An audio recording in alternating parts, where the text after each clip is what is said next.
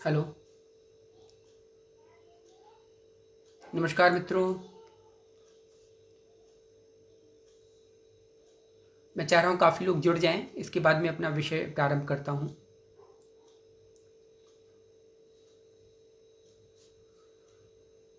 Engineer उदय शांडिल जी, राम राम राम राम। वफ़ा फराज जी, जय श्री राम जय श्री राम। विवेक आस्तिक, प्रणाम प्रणाम प्रणाम, खुश रहिए। अमित तिवारी जी, प्रणाम प्रणाम, जय श्री सीताराम। सादर अभिवादन आपका भी वफ़ा जी, आप आइए यहाँ पे। नमस्कार अजय तिवारी जी, सॉरी मैं थोड़ा सा लेट आया हूँ, थोड़ी सेटिंग्स में दिक्कत आ रही थी, इसलिए मैं थोड़ा लेट आया हूँ। अनामिका शर्मा, जय जय श्री राम जी की, जय श्री राम जी। प्रद्युम्न पाठक, जय श्री राम। थोड़ा और लोगों को जुड़ जाने दीजिए, इसके बाद हम लोग विषय वस्तु अपनी चर्चा प्रारंभ करेंगे। तब तक आप लोगों से बात ही चीत कर लेता हूं मैं। सभी लोगों को पता है आज का विषय क्या है। आज हम चर्चा करेंगे कर्म, भाग्य और प्रारब्ध, या कर्म प्रारब्ध। ये इसे किस इस मतलब इसे क्या कहा जाता है, ये क्यों है, मनुष्य जीवन में इसकी अनिवार्यता क्या है, और हम कर्म को लेकर के इतने मतलब हर धर्म ग्रंथ कर्म के विषय में क्या बताते हैं और भाग्य के विषय में क्या बताते हैं, और दोनों विरोधी तत्व कैसे हैं। क्योंकि एक जगह हमारे शास्त्रों में कर्म को बहुत ज़्यादा निरूपण किया गया है, दूसरी जगह उसी दूसरे पन्ने पर उसी शास्त्रों में हमारे यहाँ भाग्य को बहुत ज़्यादा निरूपण किया गया है।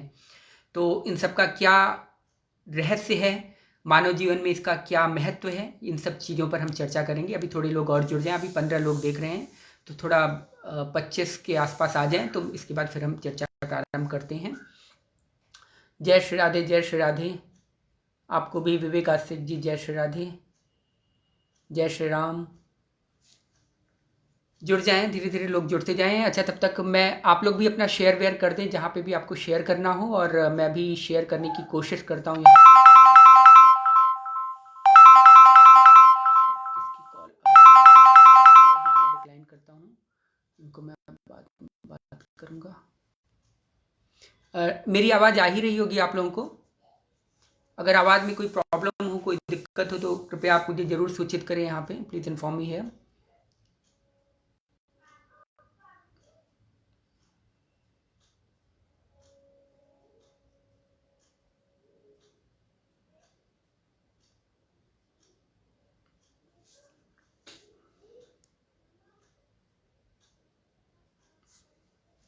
चलिए, 18 लोग आ गए हैं।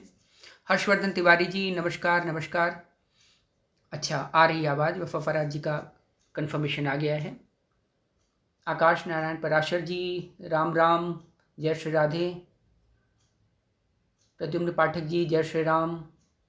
धीरे धीरे लोग बढ़ रहे हैं, लेकिन कम भी हो रहे हैं, तो चलिए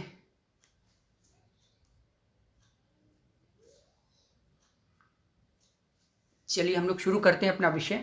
लोग जुड़ते रहेंगे, कोई बात नहीं। बाकी का इन सब पे ये यहाँ पर फेसबुक पे हमेशा के लिए ये वीडियो रहेगा, तो आप बाद में भी देख सकते हैं इसे। तब तक के लिए हम अपनी चर्चा शुरू करते हैं। पिछली बार जब मैं लाइव आया था तो लोगों के कुछ प्रश्न थे। एक महाशय ने प्रश्न उठाया था, ये फेसबुक पे ही महाशय ने एक प्रश्न उठाया था कि कर्म की हमारे जीवन में क्या महत्व है, और अगर कर्म हम करते हैं तो उसमें भाग्य का क्या रोल होता है, या भाग्य की क्या इंपॉर्टेंस है उसमें। और फिर देखिए, हमारे धर्म शास्त्रों में विभिन्न तरीके से कर्म की विवेचना की गई है, और साथ ही साथ भाग्य की भी विवेचना की गई है। एक जगह हमारे शास्त्र कहते हैं कि कर्म प्रधान विश्व रचि राखा, जो जस करहि सो तस फल चाखा, और काहु न को सुख दुख कर दाता, निज कृत कर्म भोग सब भ्राता, इत्यादि बहुत सारे कर्म के विषय में निरूपण किया गया है। गीता भी कहती है, कर्मण्यवाधिकारस्ते माँ फलेषु कदाचन, माँ कर्म फल हेतु भूर्मा ते संगोत कर्मणि। तो कर्म की ही प्रधानता लोगों ने बताई है, चाहे भागवत हो, चाहे गीता हो, चाहे अन्य जितने हमारे वेद हैं, हमारे शास्त्र हैं, सब लोगों में कर्म की प्रधानता बताई गई है। अब जब कर्म की प्रधानता पे हम आते हैं, तो लेकिन उसी दूसरे पन्ने पर समय की भी बलिहारी बताई गई है, भाग्य की भी बलिहारी बताई गई है, कि भाग्य की विडंबना बहुत तगड़ी होती है मनुष्य के जीवन में। बिना भाग्य या बिना प्रारब्ध के कहीं भी मनुष्य की जो गति है वो कहीं नहीं होती है। तो प्रारब्ध की भी गति है, कर्म की भी गति है, तो ये कैसे संभव है? अगर हम कर्म कर रहे हैं तो उसमें भाग्य का क्या रोल है, और अगर हम भाग्य के भरोसे बैठे हैं तो कर्म करने का क्या अभिप्राय है? कुछ और भी विषय थे, जैसे अभी आपको बता दूं कि जैसे हमारे जीवन में अगर भाग्य का इतना इम्पोर्टेंस है तो जो हम लोग कर्म करते हैं उसका रोल क्या रह गया फिर? ठीक है। इसके बाद फिर एक और प्रश्न था कि अगर जैसे रामायण में बोला जाता है, रामचरितमानस में कई सारी चौपाइयाँ हैं जिसमें बोला जाता है कि भाई हुई हैं सोई जो राम रचि राखा, को करी तर्क बढ़ावहीं शाखा, या उर्प्रेरक रघुवंश शिरोमणि, रघुवंश विभूषण। तो ये सब जो चौपाइयाँ हैं इनका क्या महत्व है?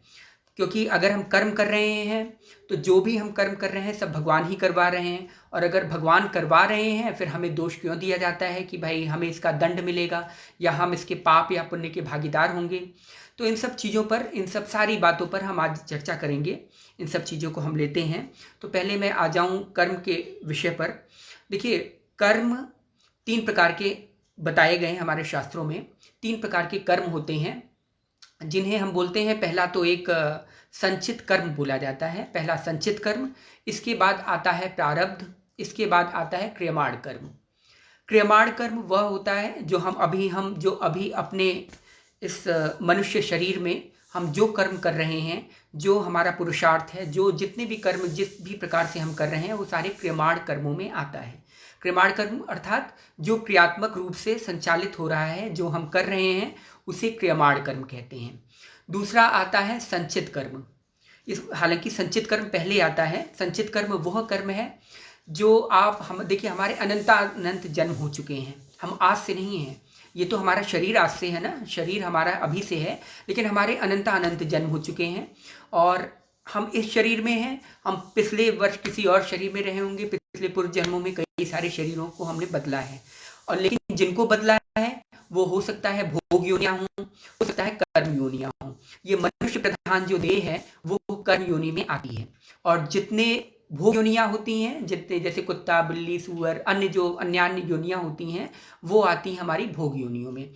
तो कर्म योनियों में हम लोगों ने जितने भी कर्म किए होते हैं, हमारे अनंत जन्म हो चुके हैं। जब से भगवान है तब से हम हैं, तब से ये जीव, तब से ये हम लोग चल रहे हैं, क्योंकि हम भगवान के ही पुत्र हैं।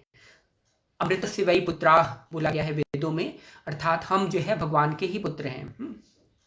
मतलब जब से भगवान है तब से हम हैं। जब महाप्रलय के समय, या आप समझिए जब से सृष्टि आरंभ हुई है तब से लेकर के अभी तक जितना भी, जब से भगवान पैदा हुए हैं या जब से भगवान ने अपनी परिकल्पना को साकार किया है, निराकार से साकार बने हैं, साकार रूप में आए हैं, तभी से हम लोग भी हैं। जब से सृष्टि चल रही है तभी से हम लोग भी आ रहे हैं, जा रहे हैं, आ रहे हैं, जा रहे हैं। मतलब ये आवागमन का चक्र हमारा चलता रहता है। तो जितनी भी मनुष्य योनियां हैं, मनुष्य योनियों में हमने जितने भी कर्म किए हैं, वो सारे कर्म, चाहे पाप हो चाहे पुण्य हो, वो संचित कर्म हमारा कहलाता है। मतलब अनंत जन्मों में हम प्रति क्षण हम अनंत कर्म कर रहे हैं, हम लोगों ने किया है, उसको हम संचित कर्म कहते हैं। तो प्रारब्ध क्या है? प्रारब्ध कहाँ से बात आई? प्रारब्ध वह जो हमारा क्रियमाण कर्म है या जो हमारा संचित कर्म है, ये बाद में जाकर के प्रारब्ध बन जाता है। मतलब जो हमारा अभी क्रियमाण कर्म, जो हम कर्म कर रहे हैं, वह फ्यूचर में जाकर के प्रारब्ध में परिवर्तित हो जाता है। जैसे अभी जो फ्यूचर में जाकर के, जो अभी हम सारे कर्म कर रहे हैं क्रियमाण कर्म, वो सारे फ्यूचर में जाकर के, भविष्य में जाकर के वो संचित कर्म के रूप में परिणत हो जाता है, मतलब चेंज हो जाता है, ट्रांसफॉर्म हो जाता है।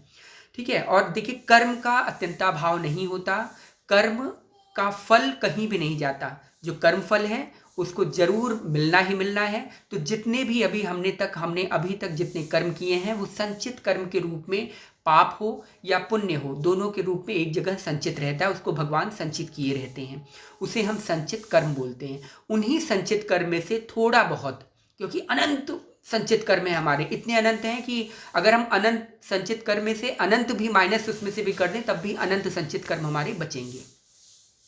तो उन्हीं संचित कर्मों को लेकर के भगवान थोड़ा सा उसमें से पाप और पुण्य की सीमा को लेकर के प्रारब्ध हमारा क्रिएट करते हैं, हमारे प्रारब्ध का निर्माण करते हैं, जिसे हम लोग बोलते हैं भाग्य या समय, कि अब हमारा अच्छा समय आया है या अब हमारा बुरा समय आया है।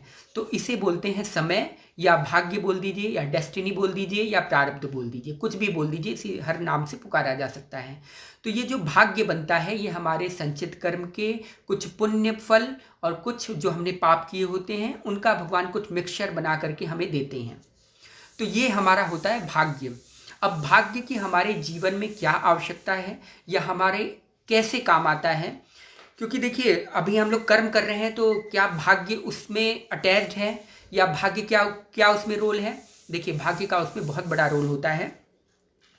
हमारा जो जन्म हुआ है, मान लीजिए हमारा जो जन्म हुआ है, हमारा जन्म जो हमें ये शरीर जो मनुष्य देह मिला है ये भी हमारे प्रारब्ध के अनुरूप मिला है। हमें किस योनि में जन्म मिला है ये हमारे संचित कर्म में से जो थोड़ा बहुत भगवान ने पुण्य का पोर्शन लिया होता है, भाग्य, वो हमारा भाग्य। इसीलिए बोलते हैं कि मनुष्य जन्म पाना बहुत ही दुर्लभ है। ये सौभाग्यशाली लोगों का सब, जब भगवान बहुत कृपा करते हैं तब जाकर के मनुष्य जन्म देते हैं। अब देखिए मनुष्य जन्म हमें कहाँ मिला है, कौन से क्षेत्र में मिला है, कौन से योनि में मिला है, कौन सी जाति में मिला है, कौन से कुल में मिला है, कौन से खानदान में मिला है, इसका भी बहुत बड़ा अंतर होता है।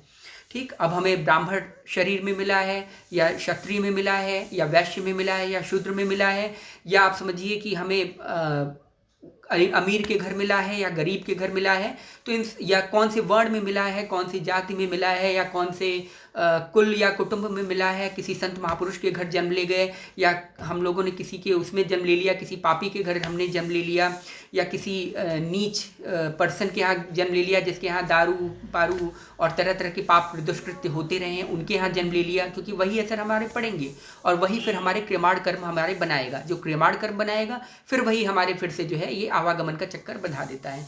तो ये सब सारे हमारे प्रारब्ध और पिछले जन्म के कर्मों के अनुसार ये सब बनता है। ठीक है, शरीर का पाना, हमें शरीर में कौन कौन से रोग हैं इसका भी प्रारब्ध जन्य होते हैं, और कुछ जो है जो हम बद परहेजी करते हैं उसका भी कारण होता है। जैसे किसी के डीएनए में कोई फ्रेगमेंटेशन में या डीएनए में कुछ प्रॉब्लम है, या उसके जो है पिछले जो उनसे है, क्या समझिए आप, खानदानी कुछ पुश्तैनी बीमारियां चली आ रही हैं, उसका भी ये सब प्रारब्ध जन्य जो है बीमारियां होती हैं। तो ये सब प्रारब्ध में आता है। अब जैसे आपने देखा होगा एक बच्चा सड़क पे जन्म लेता है और सड़क पे ही कोई छोड़ करके चला जाता है या मर जाता है, ये भी उसका प्रारब्ध है, ये प्रारब्ध है। और एक कुत्ता का पिल्ला जो है जन्म लेता है सड़क पर, लेकिन आ जाता है वो बड़े से महलों में, वहाँ पे बिस्कुट काजू बादाम सब कुछ खा रहा है, गाड़ियों में, बड़े आलीशान गाड़ियों में घूम रहा है। उसका क्या कर्म है? उसने तो कोई कर्म नहीं किया, लेकिन उसने कर्म किया है। हम लोग सिर्फ वर्तमान देखते हैं, लेकिन पूर्व जन्मों की बातें हम लोगों को नहीं पता रहती। क्यों? क्योंकि भाई हम लोग मनुष्य हैं और हम लोग वर्तमान, हम लोग त्रिकालदर्शी तो है नहीं कि उसके पूर्व जन्मों की बातों को हमें पता लगे। तो ये सब हम भगवान पे छोड़ देते हैं। अब किसी कुत्ते का जो जन्म हुआ है, हो सकता है वो खुजली वाला कुत्ता बन के सड़क पे ही जो है आवारागर्दी करते, मतलब आवारा कुत्ता बन करके, और वो वहीं पे ख़त्म हो जाए। कुछ कुत्ते ऐसे होते हैं जो इतने आलिशान घरों में, अंबानी के घर पैदा हो जाते हैं, जिनको आप समझिए बिस्किट वगैरह मिल रहा है, काजू बादाम मिल रहा है, पीने को दूध मिल रहा है, मलाईदार रबड़ी और वे सारी चीज़ें मिल रही हैं। तो ये सब प्रारब्ध का खेल है सारा। और कुछ मनुष्य ऐसे होते हैं बेचारे गरीब, सर्दी में पड़े हुए हैं, सब कुछ पड़े हुए हैं और बड़ी ठंड पड़ रही है, उनको गर्मी भी लग रही है, लेकिन उनके पास कुछ नहीं है। ये सब प्रारब्ध का खेल, ये पूर्व जन्मों के कर्मों का फल होता है। तो ये हुआ आपके 3 तरह के कर्म जो मैंने बताए, वो हुआ संचित, प्रारब्ध और क्रियमाण कर्म। तो जो क्रियमाण कर्म है, जो कर्म हम लोग करते हैं, वो सारे जा करके आगे बन जाते हैं फ्यूचर में, ये सारे प्रारब्ध में हमें परिणत होते हैं। देखिए, और कर्म जड़ है, मतलब कर्म हमें फल नहीं दे सकता।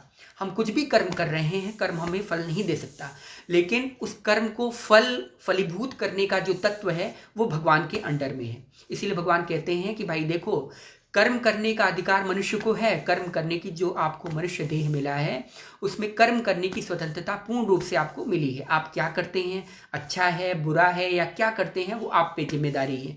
मतलब जैसे एक स्टूडेंट समझ लीजिए, वो एग्जामिनेशन हॉल में उसे पेपर दे दिया गया है, उसे 3 घंटे टीचर कुछ नहीं कहेगा कि आप जो लिख रहे हैं उसमें क्या लिख रहे हैं क्या नहीं। आप चाहे राम राम लिख के आएँ, चाहे जो है गाना लिख करके आएँ, चाहे अपनी जो है प्रेमिका या प्रेमी का जो है उद्धरण लिख करके आएँ, या चाहे सही सही उत्तर दे करके आएँ, उसमें आपका टीचर कोई हस्तक्षेप नहीं करेगा। लेकिन हस्तक्षेप कब करेगा? जैसे ही घंटी बजेगी 3 घंटे की, 3 घंटे का आपसे जैसे ही कॉपी छीन ली जाएगी, मतलब मानवदेह छीन लिया जाएगा, उस वक्त फिर आप एग्जामिनेशन जब चेक होगी तो आपके सारे कि आपने क्या लिखा है उसी के अनुसार आपको पास या फेल किया जाएगा।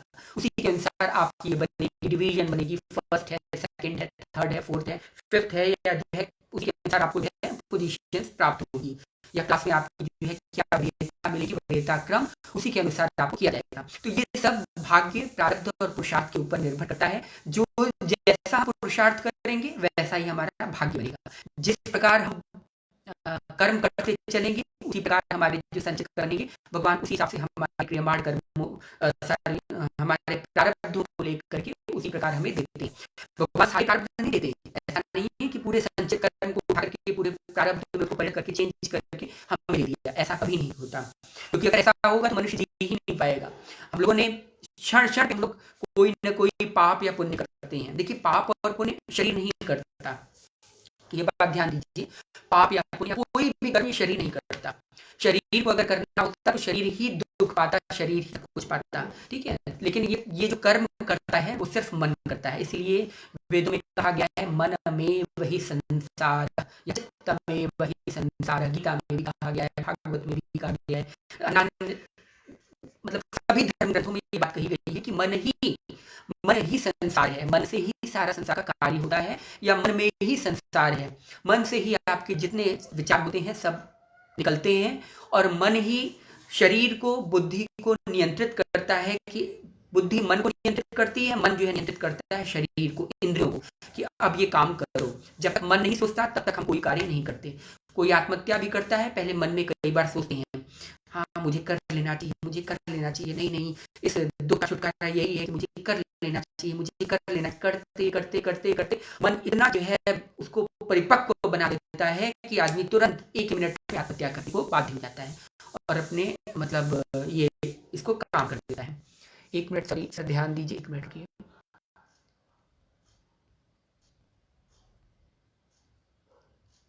कई लोग बोल रहे हैं आवाज कटकर आ रही है, सॉरी फॉर दैट। आवाज में दिक्कत आ रही है, 1 मिनट रुकिए फिर।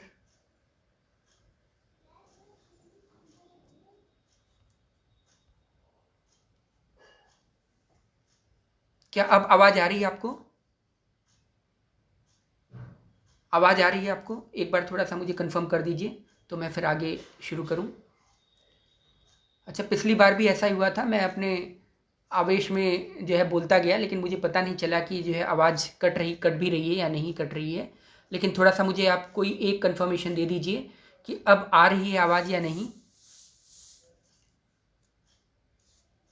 शायद नेट में कभी कभी प्रॉब्लम आ जाती है, तो इसकी वजह से आवाज़ जो है थोड़ी रुक रुक के आती है। हाँ ठीक है, मुकेश शर्मा जी का आ गया है, अब साफ है आवाज़। हाँ आकाश नारायण पराशर जी, थोड़ी सी नेट में शायद हो सकता है दिक्कत हो, मुझे पता नहीं चल रही है यहाँ पे, क्योंकि मैं तो डायरेक्ट लाइव हूँ और मुझे दिख रहा है कि सब ठीक है। उज्जवल कुमार जी थोड़ा स्लो बोलिए। स्लो मतलब आप मतलब वॉइस को स्लो कह रहे हैं या उसकी जो जल्दी जल्दी जो बोलना है उसको स्लो स्लो आप कह रहे हैं? आप थोड़ा सा ये मुझे बता दीजिए तो उसी के हिसाब से मैं अपने आप को परफॉर्म करूं। दीपक ठाकुर जी अब सही आ रही है, ठीक है, अब सही आ रही है आवाज़। तो लग रहा है मुझे फिर से रिपीट करना पड़ेगा। अच्छा गति, ठीक है, मैं थोड़ा स्लो कर देता हूँ, मैं थोड़ी गति को अपनी रोक रोक के करता हूँ, कोई बात नहीं। Thank you for the interruption, मुझे बताने के लिए। अब मैं फिर से मैं पॉइंट उठाता हूँ। अब अगर आवाज़ सही आ रही है तो मैं फिर से उस चीज़ को फिर से दोहरा देता हूँ जैसा कि मैंने बताया। अच्छा ठीक है, थोड़ा आराम से, स्पीड थोड़ा हल्का होगी।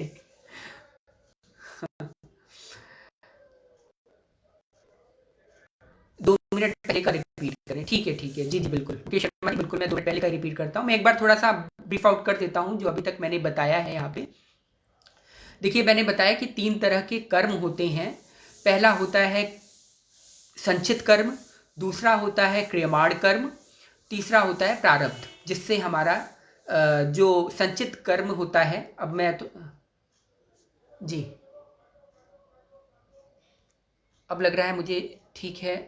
अच्छा, डॉक्टर दमयंती शर्मा जी, नमस्कार नमस्कार, स्वागत है आपका, आप आए, बहुत अच्छी बात है, बहुत बहुत धन्यवाद आप लोग आए यहाँ पे। ठीक है, अब मैं शुरू करता हूँ थोड़ा सा, फिर से मैं आपको थोड़ा सा ब्रीफ आउट कर देता हूँ जो मैंने अभी पास में बोला है। तो ये मैं देखिए, कर्म जो है हमारे 3 प्रकार के होते हैं। पहला होता है संचित कर्म, दूसरा होता है क्रियमाण कर्म और तीसरा होता है प्रारब्ध। या इनका आप सीरीज अगर चेंज कर सकते हैं तो आप चेंज कर सकते हैं, क्रियमाण कर्म, प्रारब्ध भी और संचित कर्म, या पहले प्रारब्ध ले आइए, फिर संचित कर्म ले आइए, फिर क्रियमाण कर्म, बात एक ही है। लेकिन जो मैं वरीयता दूंगा तो वो रहेगा। अच्छा, मैं तो बहुत देर से सुन रही हूँ, अच्छा अच्छा अच्छा, मुझे पता नहीं चला, शायद मैं जो है मैंने देखा नहीं इसमें। स्वागत है आपका, बहुत बहुत स्वागत है, बस अपना आशीर्वाद दीजिए। हाँ, तो जो है जो संचित कर्म होता है, देखिए संचित कर्म किससे बनता है, हमारे अनंतानंत जन्म हो चुके हैं, उस अनंतानंत जन्म में हमने असंख्य अनंत पाप किए होते हैं और पुण्य किए होते हैं। ये जो पाप और पुण्य होता है ये कर्म के रूप में एक जगह इकट्ठा होता रहता है। मान लीजिए जैसे हमने आप ऐसे समझिए जैसे हम कमा रहे हैं और हम थोड़ा थोड़ा करके इकट्ठा करके हम अपने बैंक में बैलेंस करते जा रहे हैं। उसी बैंक बैलेंस में से भगवान कुछ पाप का अंश, कुछ पुण्य का अंश, दोनों का मिक्सचर करके हमारे प्रारब्ध को बनाते हैं, हमारे भाग्य का निर्माण करते हैं। तो वो हुआ प्रारब्ध हमारा। और क्रियमाण कर्म क्या है? क्रियमाण कर्म ये है जो हम इस मनुष्य देह में जितने भी कर्म किए जा रहे हैं वो सारे क्रियमाण कर्म कहलाते हैं। ठीक, क्रियमाण कर्म जो हम कर रहे हैं, मनुष्य देह में जो भी कर्म किए जाते हैं वो सारे क्रियमाण कर्म किए जाते हैं, वो सारे क्रियमाण कर्म के अंतर्गत आता है। और भाग्य हमारा क्या है? प्रारब्ध हमारा क्या है? प्रारब्ध वह है, अब देखिए जैसे थोड़ा सा एग्जांपल मैं दे दूं, जैसे अभी मैंने एक एग्जांपल दिया, जैसे एक लड़का है, सॉरी, जैसे मतलब हम लोग हैं, हमारा कौन से शरीर में मतलब गोरा, काला, नाटा, भद्दा, जैसे जो सुंदरता हमें प्राप्त होती है सारा प्रारब्ध के अनुसार होती है, जो हमें कुरूपता प्राप्त होती है सब प्रारब्ध के अनुसार होती है, मोटा पतला, या हमें बहुत अच्छी करने की, या हम किसी में बहुत अच्छे निपुण हैं, प्रारब्ध का, पूर्व जन्मों के संस्कार जिसे बोलते हैं, संस्कार, इसे हम प्रारब्ध बोल सकते हैं, संस्कार भी बोल सकते हैं, समय भी बोल सकते हैं, या भाग्य भी बोल सकते हैं। हम लोग कभी कभार बोलते हैं ना, ये हमारे पूर्व जन्मों के संस्कार के कारण है। पूर्व जन्मों का संस्कार वही है जो हमने पूर्व जन्मों में किया होगा, भगवान उसका थोड़ा सा पोर्शन ले करके हमारे सामने रख देते हैं, उन्हें ही हम भाग्य बोलते हैं। तो जैसे हमारे शरीर का जन्म लेना, हम कौन सी योनि में हमने जन्म लिया है ये भी प्रारब्ध के अनुसार होता है, कौन से घर में हमने जन्म लिया है, कौन से कुल में जन्म लिया है, कौन से वर्ण में जन्म लिया है, और किस क्षेत्र में जन्म लिया है, कौन से देश में जन्म लिया है, इन सब का बहुत असर पड़ता है। इस यही असर जो डालता है ये प्रारब्ध डालता है या भाग्य डालता है। मान लिया हमने कुछ नहीं किया है, हमने अंबानी के घर जन्म ले लिया या किसी बहुत अमीर आदमी के घर जन्म लिया, उसका सारा अंबानी की जितनी प्रॉपर्टी है या उस अमीर आदमी की जितनी प्रॉपर्टी है सब हमें अकस्मात प्राप्त हो गई। यह क्या है? यह एकमात्र प्रारब्ध है। ठीक, प्रारब्ध क्या है? यही प्रारब्ध है कि हम किस किस में जन्म ले रहे हैं, कहाँ पे जन्म ले रहे हैं, क्या हमें खान पान को मिल रहा है। और कुछ लोग ऐसी जगह जन्म लेते हैं, जैसे आप समझिए किसी भी गरीब की कुटिया में उन्होंने जन्म ले लिया। अब गरीब की कुटिया में जन्म ले लिया तो इसका मतलब क्या उस बच्चे ने पहले कर्म कोई किया था? नहीं, अभी तो वो शिशु है, अभी अभी जन्मा है, वो कहाँ से कर्म करेगा। लेकिन अब दोनों के कर्मों में अंतर है। अंबानी के घर जन्म लेने वाला बच्चा प्लस एक निकृष्ट, मतलब एक बहुत ही गरीब पर्सन के यहाँ घर जन्म लेने वाला बच्चा, दोनों ने कोई कर्म नहीं किया है, क्योंकि अभी अभी तो शिशु हैं, वो अभी तो वो कर्म करना शुरू करेंगे। लेकिन फिर भी दोनों के प्रारब्ध में बहुत अंतर है, एक का प्रारब्ध बहुत अच्छा है, दूसरे का प्रारब्ध बहुत निम्न है। उसी अनुसार कर्म होता है, उसी अनुसार जन्म होता है, उसी अनुसार चीज़ें बनती हैं। हमें क्या प्राप्त हो रहा है, हमें कैसे रिसोर्सेज प्राप्त हो रहे हैं, हम विदेश में पढ़ रहे हैं या अपने यहाँ पे पढ़ रहे हैं, कौन से एजुकेशन पढ़ रहे हैं, एजुकेशन में कितनी कमी आ रही है, ये सारा प्रारब्ध का खेल होता है। जैसे किसी के भाग्य में लिखा हुआ है कि यह बंदा 12th तक की ही पढ़ाई करेगा।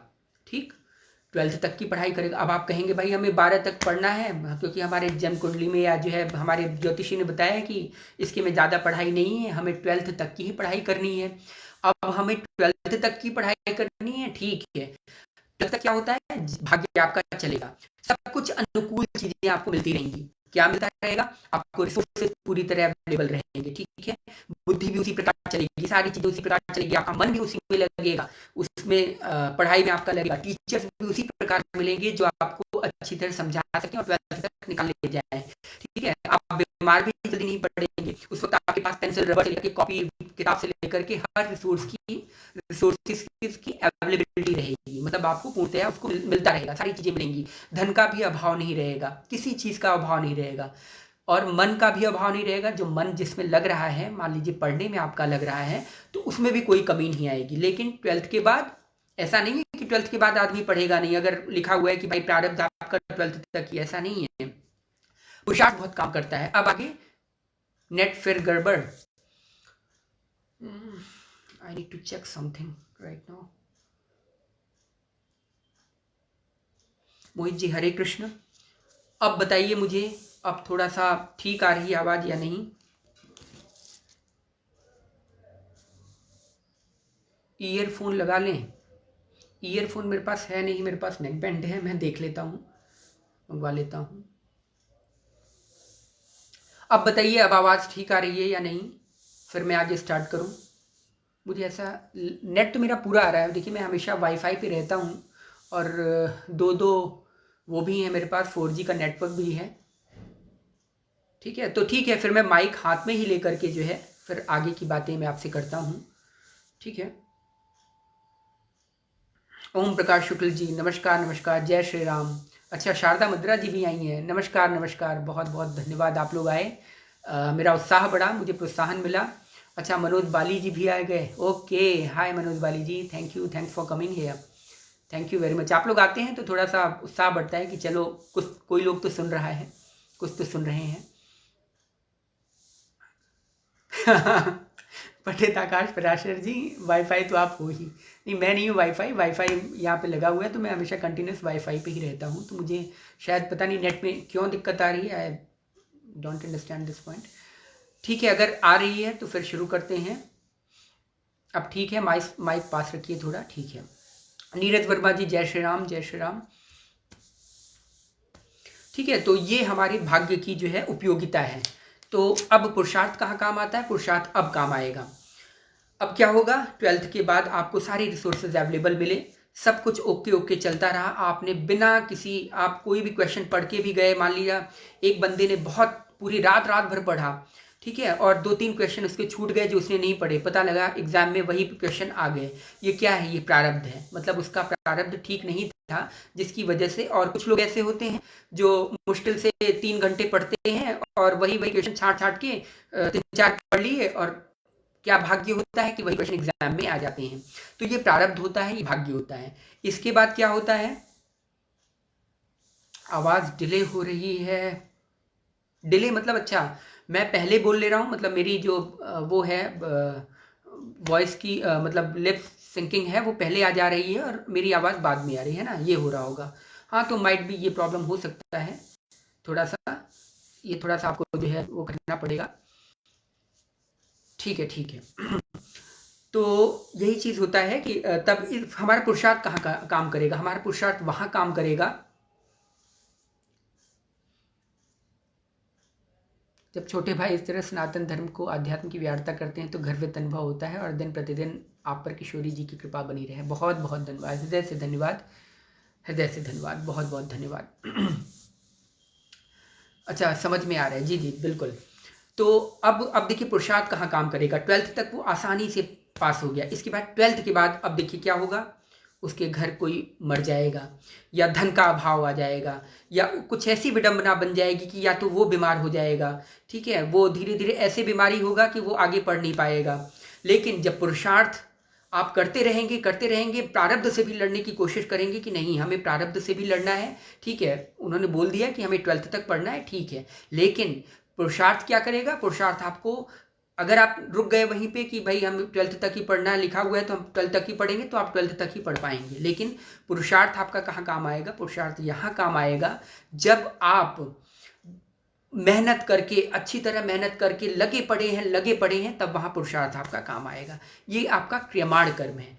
क्रियमाण कर्म ही पुरुषार्थ बनाता है, सॉरी भाग्य बनाता है। तो इसमें क्या होगा, जब आप ये क्रियमाण कर्म करेंगे तो ठीक है, आप बहुत ही स्लो में जाएंगे, लेकिन ठीक है, आप ग्रेजुएशन भी कर लेंगे, हो सकता है आगे पोस्ट ग्रेजुएशन भी कर लें, आप करते रहेंगे, लेकिन आप ऐसी कोई चीज़ नहीं प्राप्त कर पाएंगे जिसकी वजह से जो है मतलब आप सारी चीज़ प्राप्त करते जाएंगे, अत्यंत कठिनाई से, बहुत ही कठिनाई से आपको जो है बहुत ही मेहनत करनी पड़ेगी हर चीज़ को प्राप्त करने के लिए। किताबों से लेकर के, ट्यूशन से लेकर के, जिस क्षेत्र में आप गए हैं, एडमिशन से लेकर के, सब कुछ जो है आपको मिलता रहेगा, और सब कुछ आपको उसमें कठिनाई आती रहेगी। तो ये दिक्कत है, मतलब ये आती है पुरुषार्थ की बात। तो पुरुषार्थ से हम प्रारब्ध को भी चेंज कर सकते हैं। देखिए, प्रारब्ध नहीं चेंज होगा, लेकिन अपने आने वाली चीज़ों को हम चेंज कर सकते हैं, मतलब उसको बदल सकते हैं। तो ये चीज़ होता है। बोलने की स्पीड थोड़ा स्लो रखिए तो नेट की स्पीड से मैच कर जाएगा। अच्छा, मुझे लग रहा है मैं बहुत ज़्यादा बोल रहा हूँ, बहुत ज़्यादा धीरे बोल रहा हूँ। अब पता नहीं क्यों ऐसा रुक रुक के हो रहा है। आप लोग थोड़ा सा कॉम्प्रोमाइज़ कर लीजिए, मैं चाहता हूँ, क्योंकि अब जो है, अब मैं इसमें कुछ कर नहीं सकता, क्योंकि अब मुझे तो यहाँ पे वाईफाई मेरा पूरा दिख रहा है, सिग्नल्स पूरे दिख रहे हैं, प्लस दोनों सिम के सिग्नल्स पूरे दिख रहे हैं। तो अगर एक सिग्नल जाएगा तो दूसरा सिग्नल भी कैच कर लेगा। तो आई डोंट नो ऐसा क्यों हो रहा है। तो ठीक है, मैं धीरे धीरे बोलने की चेष्टा करता हूँ, कोशिश करता हूँ। हालांकि मेरी स्पीड थोड़ी जब स्लो हो जाती है तो वो वो नहीं बन पाता। कोई हम भी शुरू करते हैं। तो ये होता है, ठीक है। अब देखिए, प्रारब्ध और भाग्य की प्रारब्ध, भाग्य और कर्म के बीच में अंतर मैंने आपको समझा दिया है कि क्यों है ऐसा, ठीक है। ओके, ठीक है। तो कभी कभी ठीक हो जाता है, कभी नहीं ठीक होता है, तो ये थोड़ी सी दिक्कत है। तो मैं कहाँ पे था? मैं यहाँ पे था कि हाँ, मैंने कर्म के विषय में बता दिया, प्रारब्ध के विषय में बता दिया। लेकिन तब पर भी कई लोग कहते हैं, मतलब हमारे धर्म ग्रंथ कहते हैं कि प्रारब्ध से बढ़कर कोई चीज़ नहीं होती। बिल्कुल, प्रारब्ध से बढ़कर कोई चीज़ नहीं होती, मान लिया। लेकिन दूसरी जगह कहते हैं कि कर्म, भगवान ने गीता में कहा है कि अर्जुन कर्म करो, कर्म ही तुम्हारा जो है मेन उद्देश्य होना चाहिए, बिना कर्म के कुछ भी नहीं हो सकता। तो ऐसा क्यों? उधर कर्म भी भगवान कर रहे हैं और उधर जो है हमसे भाग्य के विषय में भी करवा रहे हैं। हाँ, सही कह रहे हैं मनोज वाली जी, don't focus on comment, please continue. सही बात है, मैं बार बार कमेंट पे फोकस कर दे रहा हूँ। मैं थोड़ी देर के लिए ऐसा करता हूँ, कमेंट को साइड में वो कर देता हूँ, तब मैं थोड़ा सा अपनी स्पीड ग्रैब कर पाऊंगा। हाँ, तो अब मैं कमेंट नहीं देख रहा हूँ, कमेंट्स फिलहाल बीच बीच में मैं ऐसे करके स्लाइड करके मैं देख लूँगा कमेंट्स, लेकिन थोड़ा सा आप मुझे जो है सपोर्ट कीजिए, ठीक है। तो अब मैं कहाँ पे था, फिर टॉपिक से मैं भटक रहा हूँ। हाँ, तो भगवान कहते हैं गीता में कि भाई कर्म करो और फल की इच्छा मत करो। इसका अर्थ क्या है? कई लोग कहते हैं कि भाई जब हम कर्म कर रहे हैं तो हम फल की इच्छा क्यों ना करें।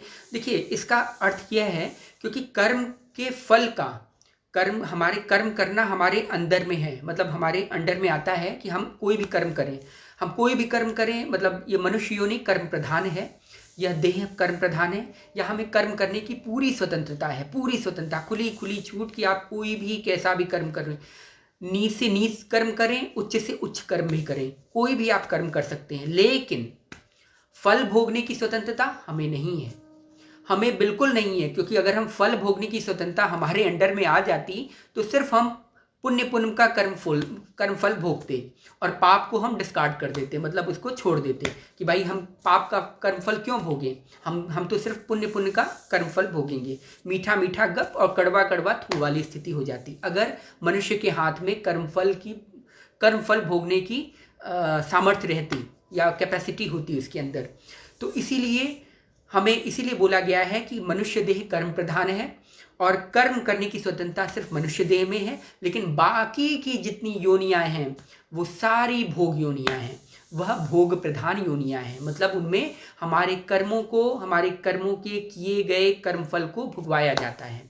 जैसे कुत्ते का हुआ, सुअर का हुआ, या जितने कीड़े मकोड़े वायरस से लेकर के जितना ब्रह्मा तक सब जो है कर्मफल को हम भुगवाया जाता है।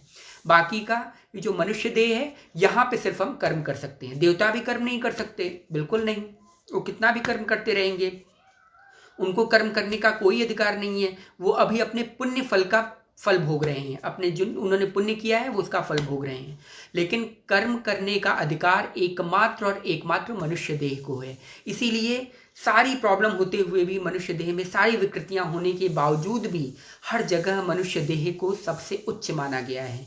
क्यों माना गया है? इसीलिए क्योंकि यह कर्म प्रधान देह है। बाकी के जितने हैं सब भोग प्रधान देह है, वहां कर्म करने की कोई स्वतंत्रता नहीं है।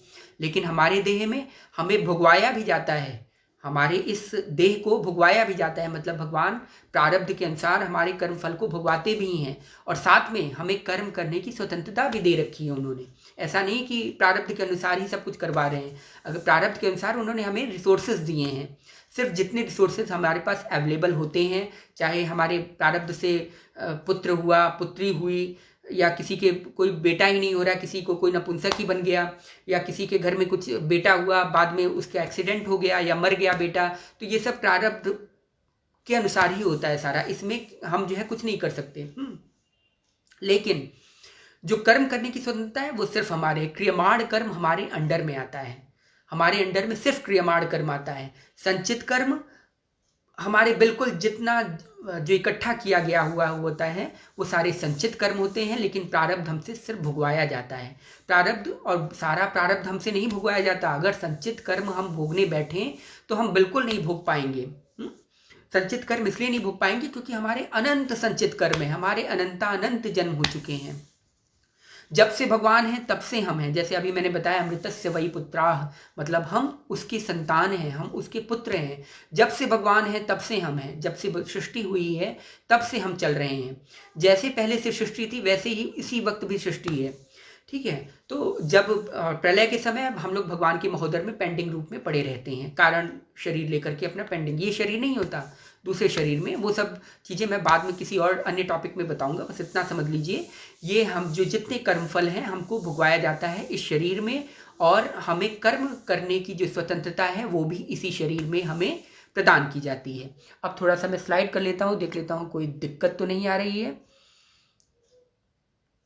ठीक है, ठीक है, अभी तो कोई फिलहाल दिक्कत नहीं है। इट मीन्स लग रहा था यहाँ पे जो मैं माइक मैंने लगाया था उसकी वजह से दिक्कत आ रही थी।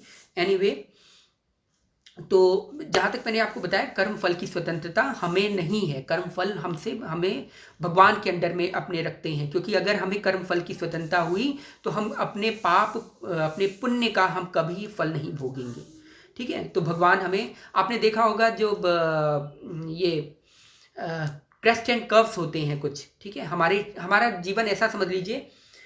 रुकिए, अब थोड़ा सा मुझे लगाना पड़ेगा, मैं आपको थोड़ा समझा देता हूँ क्या है, ठीक।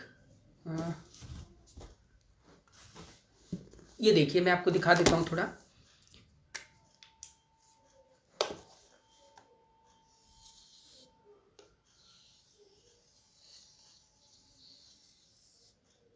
देखिए, ये देख रहे हैं, यह है शरीर, ये समझिए आप, ये जो है, ये जो चीज है ये हमारा मानव जीवन है, और ये क्रेस्ट है, ये सी, इसे हम लिख देते हैं, और ये है ट्रफ्स, ठीक है, ये ट्रफ्स है। तो ये हमारा पुण्य का फल है। ये जितना जा रहा है ये पुण्य का फल है, और ये जितना जा रहा है ये सारा हमारा पाप का है, ठीक है। तो भगवान ऐसे ही भुगवाते हैं, पहले कभी ऊंचा, कभी नीचा, कभी ऊंचा, कभी नीचा। तो ये जो जीवन है, जीवन में इसी तरह की चीजें चलती हैं, कभी अप होगा, कभी डाउन होगा, कभी अप होगा, कभी डाउन होगा। तो ये जो जितनी चीजें हैं ये सब प्रारब्ध के अनुसार होती हैं, ठीक है। कभी जीवन में कभी डाउनफॉल हुआ तो कभी अप हुआ, कभी चलता जा रहा है। और जो ये क्रस्ट एंड टफ्स बनते हैं ना आपके जीवन में, आप समझिए कभी डाउनफॉल, कभी ये, इसमें भी क्रस्ट एंड टफ्स हैं, ठीक है, इसमें भी हैं, इसमें भी अप एंड डाउन्स हैं। तो ये जितना है ये भगवान सबके जीवन में, ऐसा नहीं है कि प्रारब्ध सिर्फ हमें ही भोगना पड़ता है, प्रारब्ध महापुरुषों को भी भोगना पड़ता है, संतों महापुरुषों को भी भोगना पड़ता है, जिन्होंने इस शरीर में आकर के जो है अपने कर्म फल से संतत्व की प्राप्ति की होती है या भगवत प्राप्ति की होती है, प्रारब्ध उनको भी भोगना पड़ता है। क्यों? इस शरीर का प्रारब्ध उन्हें भोगना ही पड़ेगा। जो प्रारब्ध कहते हैं ना कि पहले जो है सबसे पहले जो है भाग्य लिखा जाता है, इसके बाद शरीर बनता है। तो यही चीज़ है, पहले भाग्य लिख दिया जाता है फिर शरीर बनता है। इस शरीर में आपने भगवत प्राप्ति की या जो है ऐसे नीच कर्म किए कि बिल्कुल आपको जो है मतलब हीनतर योनियों में जाना पड़े, तब पर भी प्रारब्ध आपको भोगना पड़ेगा। लेकिन संत महापुरुषों का जब ये शरीर छोड़ेंगे तब उनके जितने अथाह संचित कर्म होते हैं भगवान उसको भस्म कर देते हैं, मतलब भस्म मतलब उसको खत्म कर देते हैं। लेकिन ये कर्म क्या है, अब आपको बताता हूँ कर्म क्या है। देखिए जो कर्म होता है, अभी मैंने थोड़ा सा बताया था लेकिन बीच में थोड़ा इंटरप्शन हो गया था नेट का, आपने बोला कि जो है थोड़ा सा वॉइस में क्रैक हो रहा है, तो इसलिए मैं दोबारा बता देता हूँ। देखिए जो कर्म होता है, कर्म हम नहीं करते हैं, मतलब ये शरीर नहीं करता है। जो स्थूल शरीर है वह कर्म नहीं करता है। कर्म कौन करते हैं? कर्म करता है हमारा ये मन, जो अंदर जो सूक्ष्म मन है वह कर्म करता है। और वही बुद्धि मन को नियंत्रित करती है और मन हमसे कर्म करवाता है। फिर मन इंद्रियों को नियंत्रित करता है, मन इंद्रियों से कर्म करवाता है। फिर जो कर्म हम करवाते हैं वही जो है क्रियमाण कर्म में परिवर्तित होता है, उसे ही हम बोलते हैं क्रियमाण कर्म। इसलिए बोलते हैं जैसा सोचोगे वैसा ही बन जाओगे। क्यों?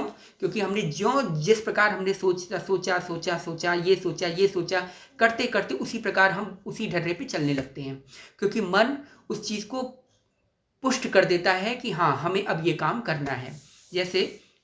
जैसे लोग आत्महत्या भी इसी वजह से करते हैं, क्योंकि उनके मन में बार बार चिंतन करते हैं, चिंतन बार बार चिंतन करते हैं कि हमें मर जाना ही ठीक है, अरे ये जीवन से तो बहुत बेकार है, इस हम दुख को नहीं प्राप्त कर पाएंगे, मतलब ये दुख हमें किसी तरह जो है निवृत्ति चाहिए। अब जो है अगर मैं मर जाता हूँ तो हो सकता है उसका कर्ज छूट जाए, या हो सकता है इस दुख से हमें मुक्ति मिल जाए, या ये हमें परेशान नहीं करेगा। तो तब करते करते हमें मरना है करते ये जो विचार होता है पुष्ट हो जाता है।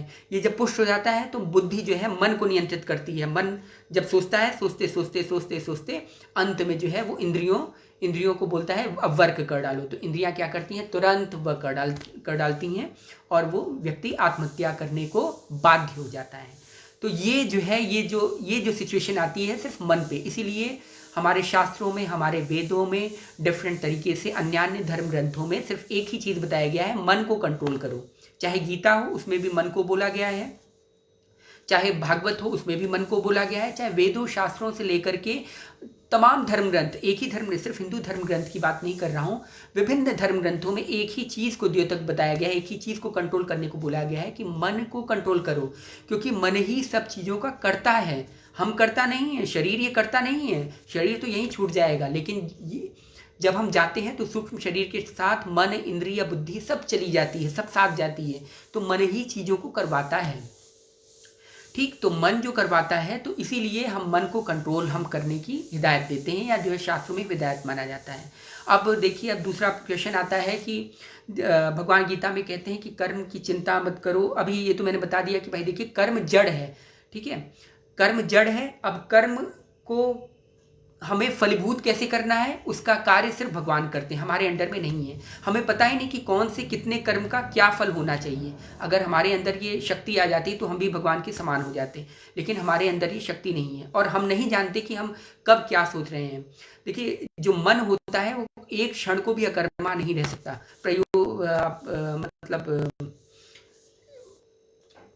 अब मैं, चलिए छोड़िए, अब मैं उस पर नहीं जाना चाहता।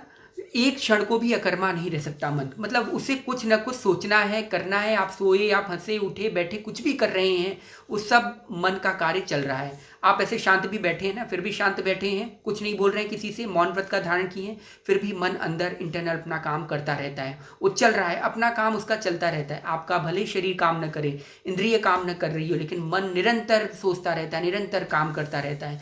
हो सकता है अपने पिता के विषय में सोच रहा हो, पुत्री के विषय में सोच रहा हो, बीवी के विषय में सोच रहा हो, स्त्री के विषय में सोच रहा हो, या किसी अपने कारोबार के विषय में सोच रहा हो, बिजनेस के बारे में सोच रहा हो, लेकिन मन कभी एक क्षण को भी अकर्मा नहीं रह सकता। यहाँ तक कि जब हम सोते हैं, सबको निश्चेष्ट पड़ जाता है, इंद्रियां निश्चेष्ट पड़ जाती हैं, लेकिन तब पर भी मन अपना कार्य करता रहता है। वो हमें स्वप्न बुनता रहता है, वो डिफरेंट तरीके से विभिन्न जगहों पे भ्रमण करके हमारे सामने कई सारी चीज़ें लाता है। मतलब मन सोचता ही रहता है, उसका कोई वो कभी एक क्षण को भी अकर्मा नहीं रह सकता।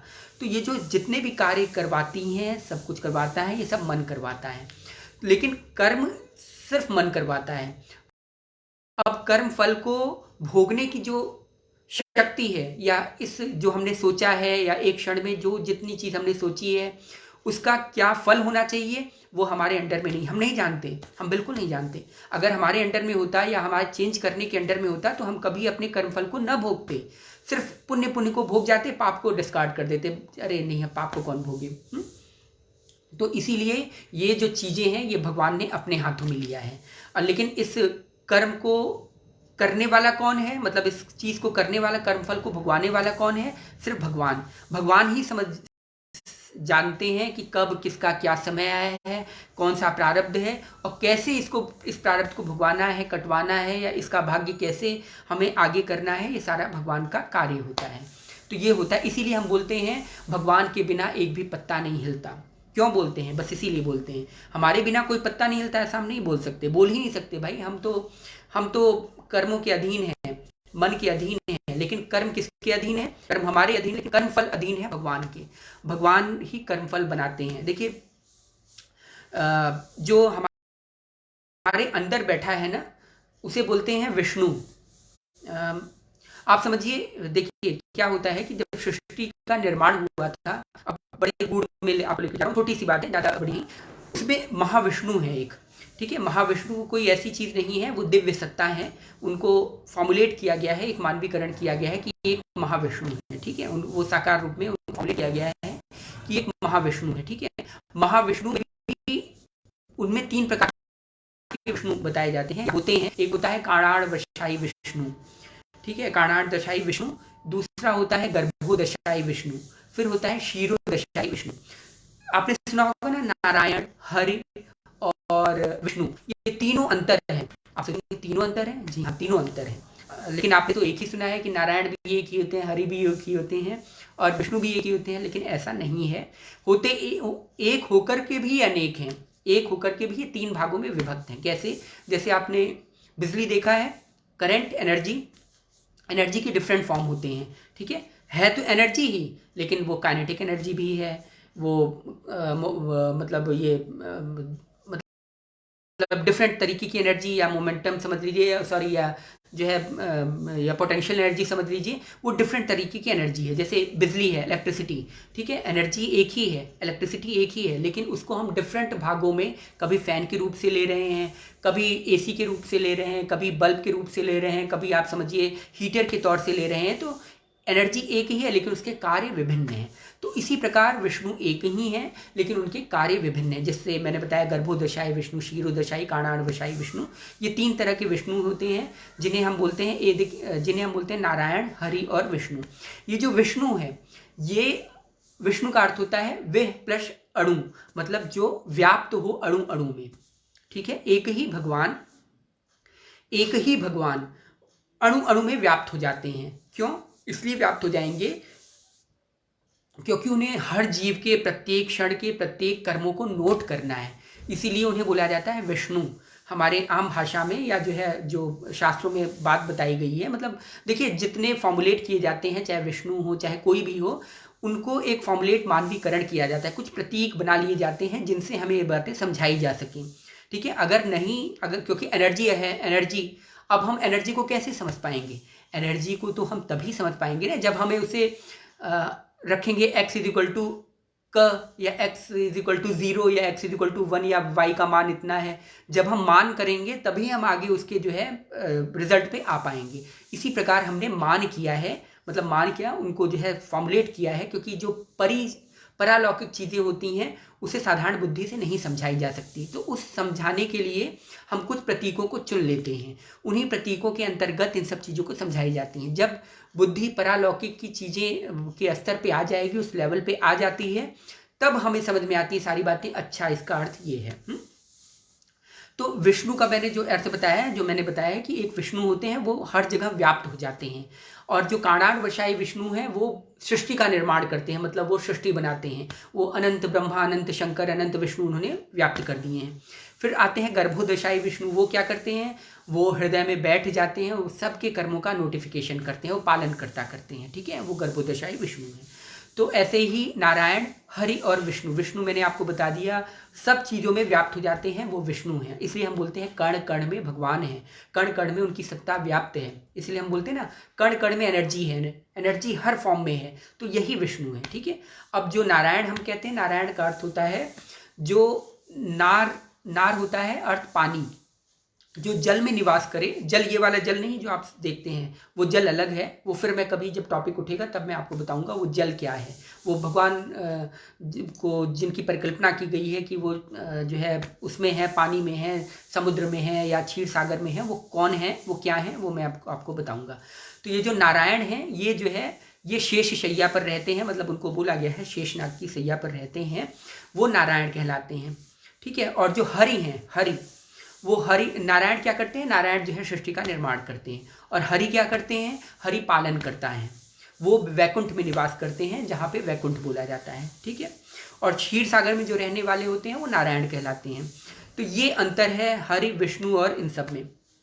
और विष्णु एक अलौकिक सत्ता है, या महाविष्णु एक अलौकिक सत्ता है। तो यही जो विष्णु हैं प्रत्येक कर्मों को नोट करते हैं कि कौन से व्यक्ति कौन सा क्या कर्म कर रहा है, इन सब का लेखा जोखा। नोट मतलब ऐसे नोट नहीं करते कि कॉपी पेन उठा करके नोट कर रहे हैं, नहीं, उनका एक अलग जो है साइंस है, डिफरेंट तरीके से। मतलब क्या हो रहा है, जैसे हम कंप्यूटर में सारी चीज़ें नोटिफिकेशन आती रहती है, हमें कुछ पता नहीं रहता, लेकिन नोटिफिकेशन आ जाती है कि भाई ऐसे हो रहा है। वहाँ पे कोई नोट करने नहीं बैठा है कि नोटिफिकेशन हमें भेजने नहीं कि जो है फेसबुक का ये नोटिफिकेशन आया है, वो स्वतः अपने आप ऑटोमेटिक प्रक्रिया होती है, वो चलती रहती है। हमारे जितने कर्म होते हैं सब नोटिफाई होते रहते हैं, हम क्या कर रहे हैं, क्या सोच रहे हैं, क्या कर रहे हैं, ये सारी चीज़ें नोटिफाई होती रहती हैं। तो ये काम भगवान करते हैं, या एनर्जी करती है, अब जिसे हम भगवान बोलते हैं या विष्णु बोलते हैं, ये काम वो करते हैं, ठीक है। वही हमारे कर्मों को नोट करते हैं, वही हमें कर्मफल प्रदान करते हैं। इसीलिए बोला जाता है उनके बिना एक भी पत्ता नहीं हिलता। क्यों नहीं हिलता? इसलिए नहीं हिलता क्योंकि जो एनर्जी देने वाले हैं, जो शक्ति, जो हमें कर्म करने की शक्ति देने वाले हैं, जिनकी शक्ति से हम कर्म कर रहे हैं या क्रियमाण कर्म की उपलब्धता हम कर पा रहे हैं, वो एकमात्र और एकमात्र भगवान से ही आती है। समझे बात को? जैसे अब ये मैं आपको फिर से बिजली का एग्जांपल दे रहा हूँ, ये बिजली है, ठीक है। अब बिजली है, आप उसकी नंगी तारों को पकड़ के छू करके मौत भी ले सकते हैं, या उसकी तारों या उस बिजली से आप डिफरेंट झालर और बल्ब जला करके अपने जीवन को उजियाला भी ला सकते हैं, या उससे हीटर जला करके आप ठंड में जो है हाथ भी मतलब अपने आप को गर्म भी रख सकते हैं, या जो है गर्मी में उससे एसी चला करके अपने आप को ठंडा भी रख सकते हैं। लेकिन वो क्या है, बिजली एक ही है। उसी प्रकार ये भगवान एक ही है, लेकिन डिफरेंट तरीके से उसके फॉर्मुलेशन होते हैं, डिफरेंट तरीके से वो अपना कार्य करता है। उसकी शक्ति एक ही है, मतलब वो एनर्जी एक ही है। इसीलिए जो हमें कर्म करने की शक्ति प्रदान करते हैं, या कर्म करने की, एक मिनट रुकिए जरा मैं देख लेता हूँ।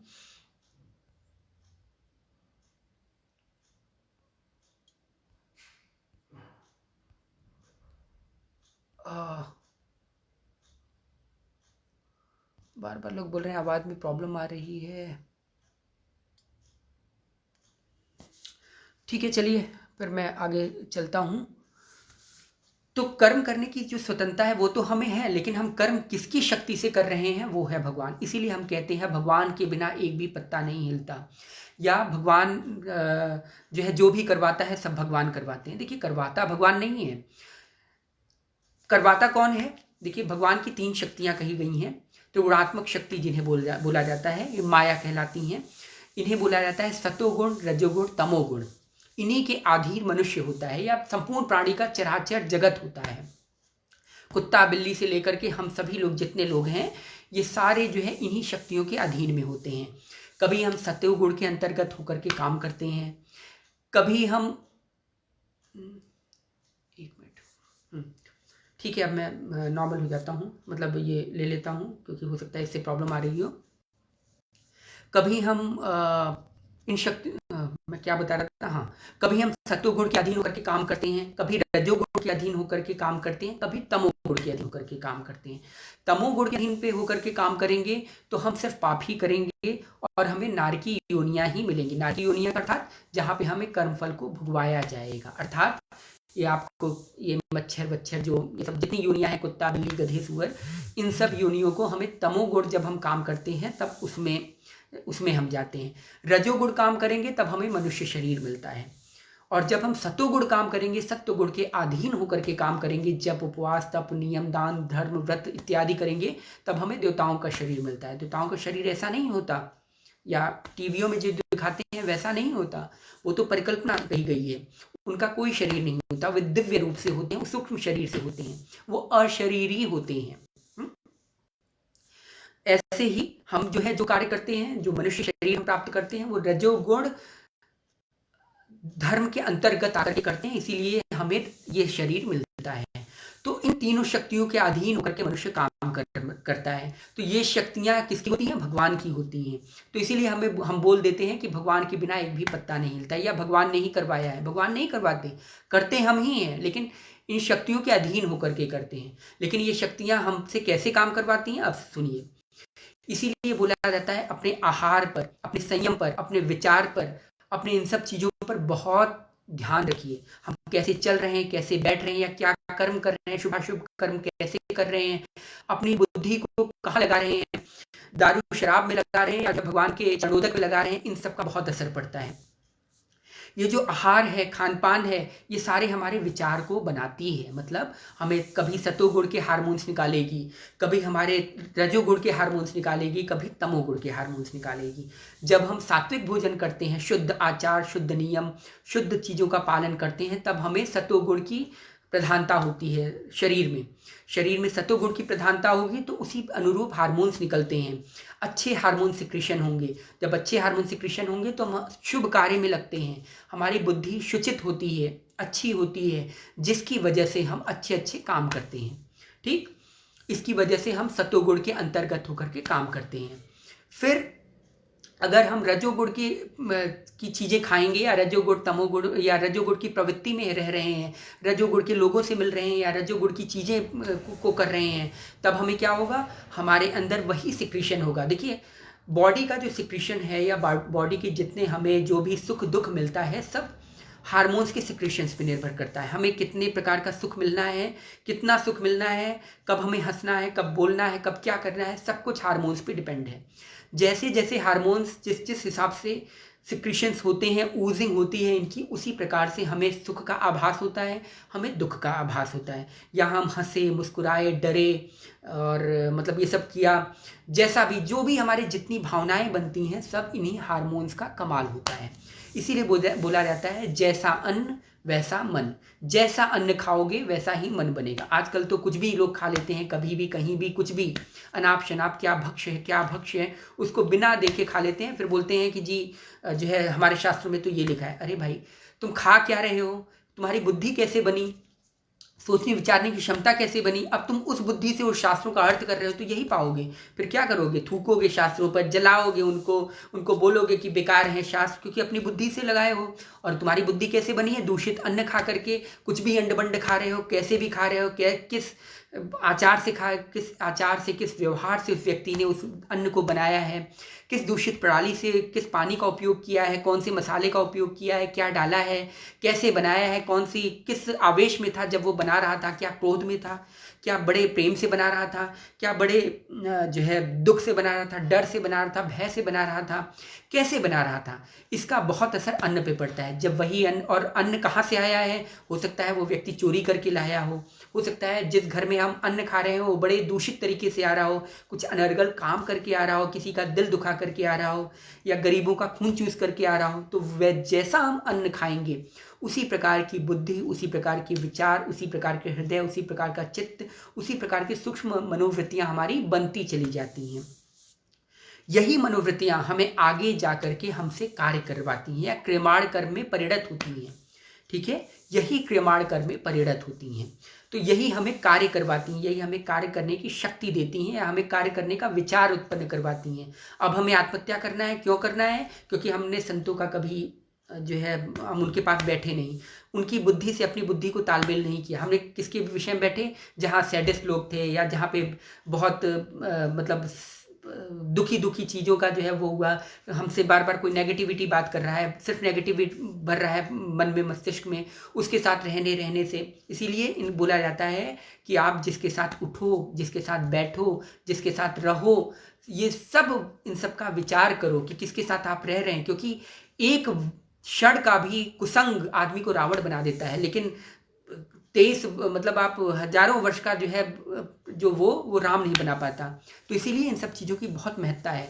इन सब चीज़ों को आज कौन मानता है, कोई नहीं मानता। फिर यही सब लोग बोलते हैं शास्त्रों में जी ऐसा लिखा है। अरे शास्त्रों को अगर हम समझ पाए या तुम समझ पाओ तो आज शास्त्र थोड़ी कहे जाएंगे, या जो है फिर वो महापुरुष थोड़ी कहे जाएंगे। तुम ही वेदव्यास ना हो जाओ, या तुम ही जो है वाल्मीकि ना हो जाओ, या तुम ही महाराज मनु ना हो जाओ अगर तुम मनु स्मृति की बातें समझ गए तो, या जो है जो वेदों की बातें समझ गए तो वेदव्यास जी और तुम में अंतर क्या रह गया।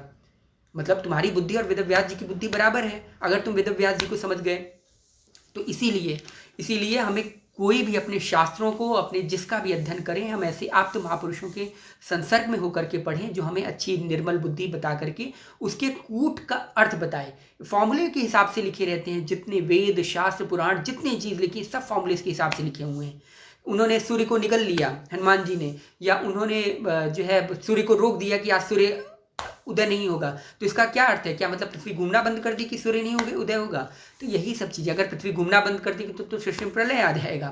मतलब पृथ्वी का जो घूर्णन शक्ति है उसी के कारण सृष्टि रुकी हुई है। अब जब पृथ्वी नहीं घूमेगी तो सूर्य कहाँ से होगा, और सूर्य नहीं होगा तो प्रलय आ जाएगा। तो यही सब चीजें हैं, लोगों को इन सब कूट बातों को समझने की चेष्टा करनी होगी, क्योंकि ये सब चीजें हमें समझाई जाती हैं। तो ये जो समझ विकसित होती है किसे होता है, ये आहार से, जो हम खाते हैं, जो हम अन्न खाते हैं, जैसा अन्न खाते हैं, क्योंकि ये जो शरीर है ना, ये अन्नमय कोश बोला जाता है इसे। 3 तरह के शरीर होते हैं, मतलब कोश होते हैं ना, 5 प्रकार के कोश माने जाते हैं, पंचकोश। तो उसमें से जो शरीर ये अन्नमय कोश में आता है, क्योंकि ये अन्न से बनता है। और अन्न का हमें विशेष ध्यान रखना है कि अन्न कैसे बन रहा है। यही अन्न हमें कर्म करने को प्रेरित करता है डिफरेंट तरीके से।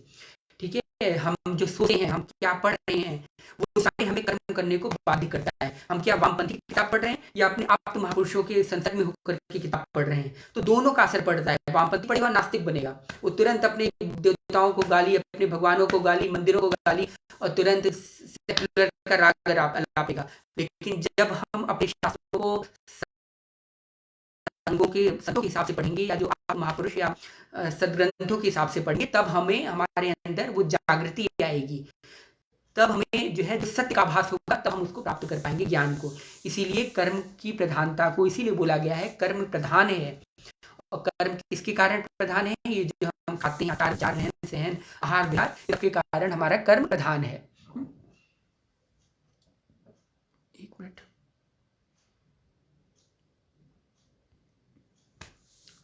ठीक है। अभी मैं आपको बता रहा हूँ कि मैं अभी कमेंट्स सेक्शन में बाद में लूँगा, पहले थोड़ा सा मैं अपना कंप्लीट कर लूँ। ठीक है, अब बस थोड़ा रह गया, थोड़ा मैं जिस्ट में बता देता हूँ। ठीक है, अब दूसरी बात पे आते हैं। जैसे लोग कहते हैं कि भगवान ने करवाया, मान लिया उसका समय आ गया था, काल आ गया था, हमने हत्या कर दिया, क्योंकि भाई सबका काल निश्चित है कि कब किसका आना है। ठीक है, मान लिया अब जैसे होता है कि किसी ने बलात्कार कर दिया, मान लीजिए, ठीक है, एक छोटी सी लेकिन मतलब किसी ने किसी का बलात्कार कर दिया। अब वेदों के हिसाब से, शास्त्रों के हिसाब से अगर वो आए तो कहे कि भाई सब कुछ भगवान ने करवाया है, मैंने क्या किया है, भगवान ने प्रेरणा की थी इसलिए वो हो गया। और या तो दूसरी तरीके से आ सकता है कि जिसका मैंने बलात्कार किया उसके जो है, या जिसकी हत्या मैंने की, या जिसके साथ मैंने गलत काम किया या दुष्कृत्य किया, उसके भाग्य में ही ऐसा था, उसके भाग्य पहले से ही प्रारब्ध में था, तभी उसको ये इतना दुख मिला। ठीक है, तो इसको हम दूसरे पे टाल देंगे, तो ये कहां से हो जाएगा। ठीक है, लेकिन सुनिए, उसके भाग्य में था, जो बलात्कार हुआ उस लड़की का, वो उसके प्रारब्ध का फल है। ठीक है, उसको जितना दुख मिला बलात्कार से, वो या उस लड़की को या किसी के साथ उसकी हत्या हुई या किसी के साथ अघटित घटना घटती है, वो उसका प्रारब्ध था, उसे मिलना ही था। लेकिन बलात्कार के रूप में मिलना था ये आप निश्चित नहीं कर सकते, या जो है ये कर्मों, ये प्रारब्ध में नहीं लिखा था। प्रारब्ध को जो आपने बनाया है कि उसको बलात्कार के रूप में आप, और आप ही उसके जो है कारक बने, ये सबसे बड़ी बात है। मतलब जो व्यक्ति बलात्कार कर रहा है, अगर वो कहता है कि मैंने जो है मतलब वो उसके भाग्य के अनुरूप ही था, तो भाग्य तो उसके दुख लिखा हुआ था, ठीक है। एक छोटी सी बालिका का भी बलात्कार हो जाता है, एक 6 महीने की बालिका, मासूम बालिका, उसने तो कोई दुष्कृत्य ऐसा नहीं किया होगा, कुछ भी नहीं किया होगा, लेकिन उसका बलात्कार हो गया। लेकिन क्यों हुआ? क्योंकि ठीक है, उसको दुख मिलना था, उसके नसीब में था, या उसके भाग्य में, प्रारब्ध में भाग्य वो था, लेकिन वो बलात्कार का दुख, सिर्फ दुख लिखा हुआ था। दुख किसी भी फॉर्म में मिल सकता है आपको। हो सकता है आपका धन नाश हो जाए, हो सकता है आपकी संपत्ति नाश हो जाए, या हो सकता है किसी और रूप में मिल जाए, या हो सकता है आपको कोई रोग हो जाए। ये जो है फॉर्म होता है दुख का। इस दुख को वो फॉर्मुलेट करने के लिए जिस व्यक्ति का वो लिया जाता है, या तमोगुणी प्रधान व्यक्ति का चुनाव होता है, या जिस व्यक्ति ने अपने आप को चुना होता है कि मैं करूँगा, वो इसका दोषी होता है। इसलिए उसको दोष मिलता है, उसको दंड मिलता है, इस संसार में भी, उस संसार में भी, कि तुमने अपने मनोवृत्ति को, अपने चीज़ों को, मतलब तुमने ऐसे दुष्कृत कर्म किए, ऐसे क्रियमाण कर्म तुम्हारे इतने गंदे थे कि तुम्हारा ऐसा प्रेरणा बनी कि तुम उसके पाप में भागीदार हुए। मतलब उसके जो दुख मिलना था, तुमने इस तरीके से उसे दुख दिया, इसलिए उसका भी पाप रहता है। वो तो अपना प्रारब्ध भोग लिया उसने, ठीक है, उसको दुख मिल गया। उसको चाहे यश अपयश होकर के मिले, या इज्जत गवा के मिले, या धन की हानि होकर के मिले, या किसी भी रूप में मिले, उसको मिलना है, ठीक है। लेकिन उसका कारण कौन बन रहा है, ये सबसे बड़ी बात है। यही सबसे बड़ी बात है कि उसका कारण कौन बन रहा है। हत्या का कारण कौन बन रहा है? आपका ही चुनाव क्यों हुआ? आपका ही चुनाव क्यों हुआ उस हत्या करने में? या आप ही क्यों उसके कारण बने, उसके कारक बने उस हत्या करने के, या उस अघटित या अप्रत्याशित घटना को करने के लिए आप ही कारण क्यों बने? आपका चुनाव क्यों हुआ? यह जो है बहुत यही उसके कर्मों का या क्रियमाण कर्मों की देन है। तो इसलिए उसको भी दंड मिलेगा, उसको 1000 गुना दंड मिलेगा। तो इसीलिए कहा जाता है कि जो भी होता है वह आपके कर्मों का नतीजा होता है, ठीक है। सारी नतीजा आपके ही है। इसलिए अपने कर्मों को शुचित रखें, हमेशा अपने कर्मों को ध्यान दें, नोटिस करें कि मैं क्या सोच रहा हूँ, क्या करना है मुझे, क्या नहीं करना है, कौन सी किताब पढ़नी है, कौन सी नहीं पढ़नी है। ये सारी चीज़ें आपको सोचनी पड़ेंगी। हमें क्या खाना है, क्या नहीं खाना है, किसके साथ रहना है, किसके साथ नहीं रहना। ये सब चीज़ें मनुष्य को बनाती हैं। मनुष्य ऐसे नहीं बनता कि जो है मनुष्य पहले से ही बना आ रहा है। कुछ संस्कार होते हैं, और कुछ जन्मों के संस्कार होते हैं, कुछ ये जो हम क्रियमाण कर्म करते हैं उसकी तरफ से मनुष्य बनता है। इसीलिए हमारे उसमें बोला गया है कि जो भी कुछ करता है भगवान करता है। भगवान कैसे करता है? भगवान हमें शक्ति देता है, भगवान अपने त्रिगुणामयी माया से हमें जो है नचाता है। नचाता मतलब उसने बांट रखा है कि भाई इनके अधीन तुम्हें कर्म करना है। अब जैसे तुम चाहो, तुम्हें 3 शक्तियां मिल गई हैं, सतोगुण, रजोगुण, तमोगुण। इन तीनों शक्तियों को तुम्हें कैसे उपयोग करना है तुम्हारे ऊपर है। मैंने तुम्हें दे दिया है बिजली का तार, अब तुम्हें बिजली का कनेक्शन किस तरह तार में लगा करके बल्ब में लगा देना है, या अपने शरीर में जो है खोस लेना है, वो तुम्हारे ऊपर डिपेंड है। चाकू मैंने तुम्हें दे दिया है, या तो तुम चाहे फल फ्रूट खा लो, या तो जो है अपने आप को मार डालो, या किसी की हत्या कर डालो, वो तुम्हारे ऊपर डिपेंड है। लेकिन अभी तक तुम्हें चाकू मिल गया है, या तुम्हें जो भी चीजें मिल गई हैं, पैसा मिल गया है, उस धन का उपयोग चाहे तुम अपने दान करके अपना या करो, किसी को धर्म संबंधी चीजें करके, कृत्य करके अपना पुण्य कमा लो, या तो उस पैसे को दारू, शराब और वेश्यावृत्ति और तरीके से हत्या, लूटपाट, खसोट इन सब में लगा दो। वो आप पे डिपेंड है। लेकिन करने की स्वतंत्र तो आप हैं, लेकिन भोगने के लिए जब अदालत में जाएंगे तब आप नहीं कहेंगे कि जज साहब मुझे ये वाला जो है वो दे दो, या मुझे ये अपराध दे दो, या मेरे अपराधों को क्षमा कर दो ना। फिर जज पे डिपेंड होगा कि वो आपको किस तरह का अपराध देना है। या तो आपको सूली पर लटकाना है, या तो आपको आजीवन कारावास देना है, या तो आपको थोड़े में ही छोड़ना है। वो सब जज पे डिपेंड करता है। और वो कैसे डिपेंड करेगा? वो आपके कर्मों को जैसे दलीलें रखी जाएंगी, जैसे जैसे आपके कर्म होंगे उसी के अनुसार आपको जो है कृत्य किया जाएगा, ठीक। तो इसीलिए दोनों चीज़ों में हमें कर्म की प्रधानता मानी गई है। इसीलिए कर्म ही बोला गया है, कर्म ही सब कुछ है। क्योंकि कर्म को हम कुछ नहीं कर सकते। कर्म is a kind of energy, it can neither be means it can not be created not be destroyed, ये जो है डिस्ट्रॉय हो ही नहीं सकता किसी कीमत पे। इट कैन बी क्रिएटेड, ठीक है, इट कैन बी, कर्म हमेशा रहेंगे। ये तो एनर्जी जो मैं बोल रहा हूँ ये आत्मा की बात है, लेकिन कर्म सिर्फ हम क्रिएट कर सकते हैं, डिस्ट्रॉय नहीं कर सकते। जो हमने क्रिएट कर दिया सो कर दिया, और वो चलता रहेगा, वो कभी डिस्ट्रॉय नहीं होगा वो, but it can be transformed into one form to another. वो क्या होगा, ट्रांसफॉर्म होगा, वो दुख के रूप में आएगा। वो कैसे दुख के रूप में आएगा, अपयश, मान हानि, आपको जो है मुकदमेबाजी हार जाना, या जो है आपकी ज़मीन हड़प ली गई, या तो आपके पैसे गिर गए, या तो आपका एक्सीडेंट हो गया, या तो आपका डिफरेंट तरीके से हो गया, पुत्र मर गया, पिता मर गया, बेटी मर गई, बेटा मर गया। इन सब चीज़ों से, ये सब सारी चीज़ें जो है आपको जो है पाप भुगवाए जाते हैं। और पुण्य कर्म कैसे भुगवाए जाते हैं, जो आपकी जो अच्छी चीज़ें हैं उनको कैसे भुगवाया जाता है, आपको अच्छे कुल में जन्म, अच्छे शरीर में जन्म, सारी चीज़ें अच्छी अच्छी चल रही हैं, आपको बनी बनाई प्रॉपर्टी पिताजी की मिल गई, आपको बने बनाए आपके अंदर ज्ञान आ गया, आपको बने बनाए आपको कुछ पढ़ने की आवश्यकता नहीं पड़ी, आपके अंदर ज्ञान आ गया, आपको कुछ जल्दी, कई लोग डांस में निपुण होते हैं, कई लोग गायन में निपुण होते हैं, कई लोग बजाने में निपुण होते हैं, कई लोग मतलब हर चीज़ों में, कई लोग किसी की मैथ्स अच्छी होती है, किसी की बायोलॉजी अच्छी होती है, किसी की केमिस्ट्री अच्छी होती है। तो इसी प्रकार हमें पुण्य कर्म अपने भुगवाए जाते हैं और पाप कर्म ऐसे भुगवाए जाते हैं। तो ये सब सारी बातें, इन सब का निचोड़ यही है कि कर्म की ही प्रधानता है। इसीलिए बोला गया है हमारे रामचरितमानस में, कर्म प्रधान विश्व रचिराखा, जो जस करहि सो तस फल चाखा। जैसा जो करेगा उसी प्रकार जो है कर्म के अनुसार ही जो है सारी चीजें बनती बिगड़ती हैं। काहुन को सुख दुख कर दाता, निजकृत कर्म भोग सब भ्राता। कोई किसी के सुख और दुख का कारण नहीं है, सुख और दुख का कारण एकमात्र वही व्यक्ति है।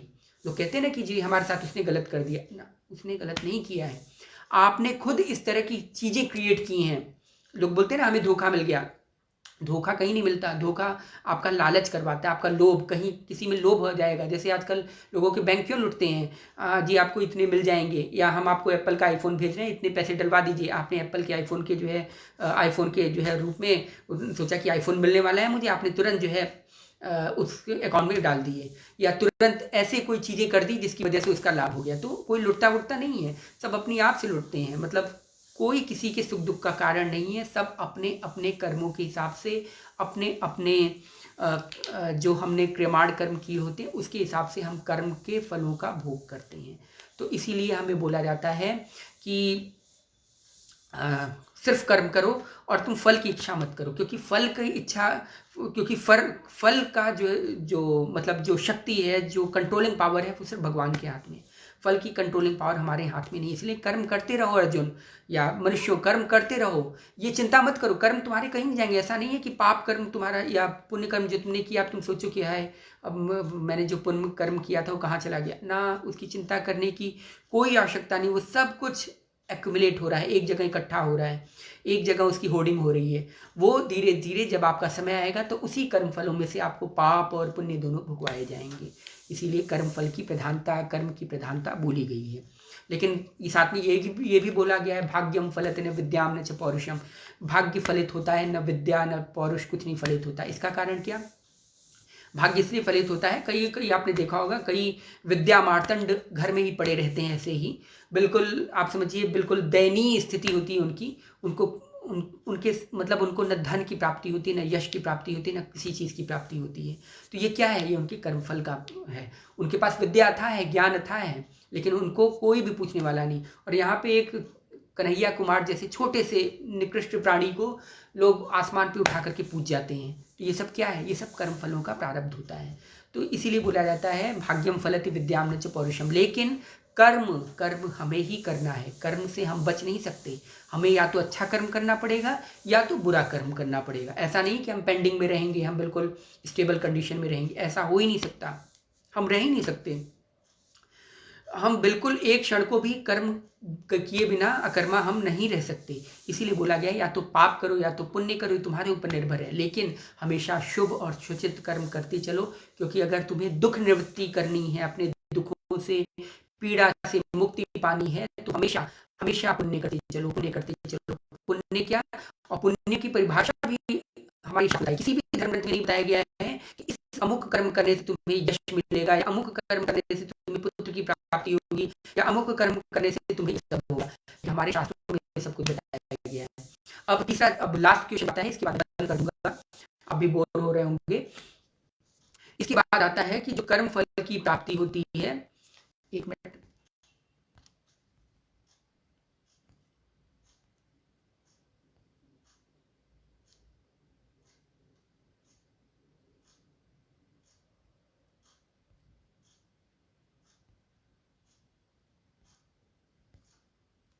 ठीक है। हाँ, तो इसके बाद आता है, जैसे कई आपने सुना होगा कि भगवान ने किसी ऋषि के पास गए, कोई राजा को पुत्र नहीं हो रहा था, ऋषि के पास गए, उन्होंने जो है, हालांकि उसके कर्म में, उसके प्रारब्ध में बच्चा नहीं है, लेकिन फिर भी ऋषि ने उसको किसी तरह दे दिया। तो ये क्या होता है, जैसे लोग बोलते हैं हमारी मनोकामना उस ऋषि ने पूरी कर ली। देखिए, मनोकामना कहीं कोई पूरी नहीं कर पाता। पहली बात ये है, आपको बुरा लगे चाहे भला लगे, ये सिद्धांतिक बातें हैं। इसको आप जितनी जल्दी हृदयंगम कर लेंगे, जितनी जल्दी अपने मस्तिष्क में, बुद्धि में बिठा लेंगे, उतने जल्दी आप दुख से निवृत्त हो जाएंगे। आप फालतू चीज़ों, प्रपंचों में नहीं फंसेंगे। ठीक है। मान लिया मार्कंडे जी का हमने देखा कि मार्कंडे जी के उसमें लिखा हुआ था कि उनकी मृत्यु हो जाएगी इतने वर्ष में। ठीक है। लेकिन मार्कंडे जी ने क्या किया, देखिए, हम अपने पुण्यों को, अपने प्रारब्ध को, प्रारब्ध हमें भोगना ही पड़ेगा, लेकिन हम अपने पुण्यों को बढ़ा सकते हैं अपने क्रियमाण कर्म से। ठीक है। अब जैसे किसी ऋषि, कोई ऋषि क्या करता है, कोई संत या महापुरुष क्या करते हैं, जब देखते हैं कि हमारे शिष्यों पे ये प्रॉब्लम आई है या कुछ भी आया है, जो समर्थ होते हैं, वो हर चीज़ में समर्थ होते हैं, लेकिन कोई करता नहीं है। भाव ही मेट सके त्रिपुरारी, त्रिपुरारी भावे मेट सकते हैं, मतलब उन सब चीज़ों को सकते हैं, सके लिखा हुआ है, सकते हैं, लेकिन करते नहीं हैं। क्योंकि अगर करने लगेंगे फिर तो हो गया, फिर तो सृष्टि का परिचालन हो चुका, इसलिए करते नहीं हैं। लेकिन किसी किसी रूप में, अपवाद में देखा गया है कि भगवान ने उसकी चीज़ों को हटा दिया है, मतलब उसके प्रारब्ध को काट दिया है। प्रारब्ध को नहीं काटा जा सकता, भगवान के अंदर भी यह सामर्थ्य नहीं है कि वो प्रारब्ध को काट दें। पहली बात, वो संचित कर्म को भस्म कर सकते हैं, लेकिन प्रारब्ध कर्म को नहीं काट सकते। जो उन्होंने लिख दिया सो लिख दिया। Rule is rule for everyone, चाहे वो संत महापुरुष हो, चाहे चोर डकैत हो, चाहे निकृष्ट व्यक्ति हो, चाहे पुण्यवान व्यक्ति हो। Rule is rule for everyone, चाहे भगवान आए, चाहे महापुरुष आए, चाहे एक साधारण प्राणी आए। ठीक है। तो लेकिन कैसे करते हैं, देखिए क्या होता है कि हमारे ही, जैसे जब संत कृपा करते हैं, या संत ने कह दिया कि चलो हो सकता है, उन्होंने देखा कि हो सकता है, चलो अभी ये दुखी है, ये कुछ कह रहा है कि भगवान की जो है मुझे बेटा दे दो, बेटा दे दो, ठीक है, इसके प्रारब्ध में नहीं है, लेकिन वो क्या करते हैं, पीछे का उसी का कर्म, अपनी तरफ से कुछ नहीं करते, उसी के कर्मों से, संचित कर्मों में से जो जो उसको पुण्य मिलना होता है, जो पुण्य फल उसको प्राप्त आगे आने वाले समय में उसी जीवन में प्राप्त होना होता है, उसके पुण्य फल का इतना सारा भाग पीछे से उठा करके, मतलब जो अप्स है ना, जो मैंने अभी आपको बताया, जितने अप हैं उनको इकट्ठा करके उसको जो है परिणत करके कर्मफल में दे देते हैं। लेकिन कर्मफल में तो दे दिया, अब भोगी आप, पुण्य भोगी, आपको मजे कर रहे हैं, लेकिन अभी जो नीचे क्रेस्ट है, जितने डाउनफॉल है, डाउनफॉल, वो सारे अभी वैसे ही हैं, वो आपको भोगने ही पड़ेंगे, उससे आप बच नहीं सकते। वो जब आएगा तो हड़ाक करके आएगा, मतलब एक साथ घर आएगा सर पे, उससे आप बच नहीं सकते। क्योंकि अभी आपने जितना, आपके पास एक थाली में एक जगह चीनी है, एक जगह मिर्च है, आपने सबसे पहले सारा चीनी चीनी चीनी चीनी खा लिया, अभी मिर्च का पोर्शन बाकी है। आपको ऐसा करना चाहिए था, पहले हल्का चीनी, फिर मिर्च खाता, फिर चीनी, फिर मिर्च खाते। ऐसे करके समान अगर बैलेंस बनाए रखते, जैसे भगवान बनाते हैं, जीवन में उतार चढ़ाव आते रहते हैं, तो वो अगर करते हैं तो ठीक है। लेकिन अचानक से जब मिर्ची का पोर्शन आएगा तब आप पगला जाएंगे। तो वही सेम चीज़ यही होता है। संत महापुरुष क्या करते हैं, उसी के पुण्यों में से सारे पुण्य उठा करके उसको बेटे के रूप में, उसको यश के रूप में, उसको धन के रूप में उसे प्रदान कर देते हैं। लेकिन जब यही पुण्य फल खत्म होता है, उसको जितना दुख मिलना होता है उतना दुख मिलके रहेगा, चाहे इधर से मिले चाहे उधर से मिले, चाहे इधर से कान पकड़ो चाहे इधर से कान पकड़ो, लेकिन वो दुख उसे मिलकर ही रहेगा। तो पुण्य बेटा तो दे देते हैं, लेकिन वही बेटा बाद में जा करके कभी कुछ और बन जाता है, कभी कुछ और बन जाता है, या उसकी सेवा नहीं करता, तो तब वो बोलता है, हे भगवान, तुमसे अच्छा तो था कि मेरे पुत्र ही ना होता।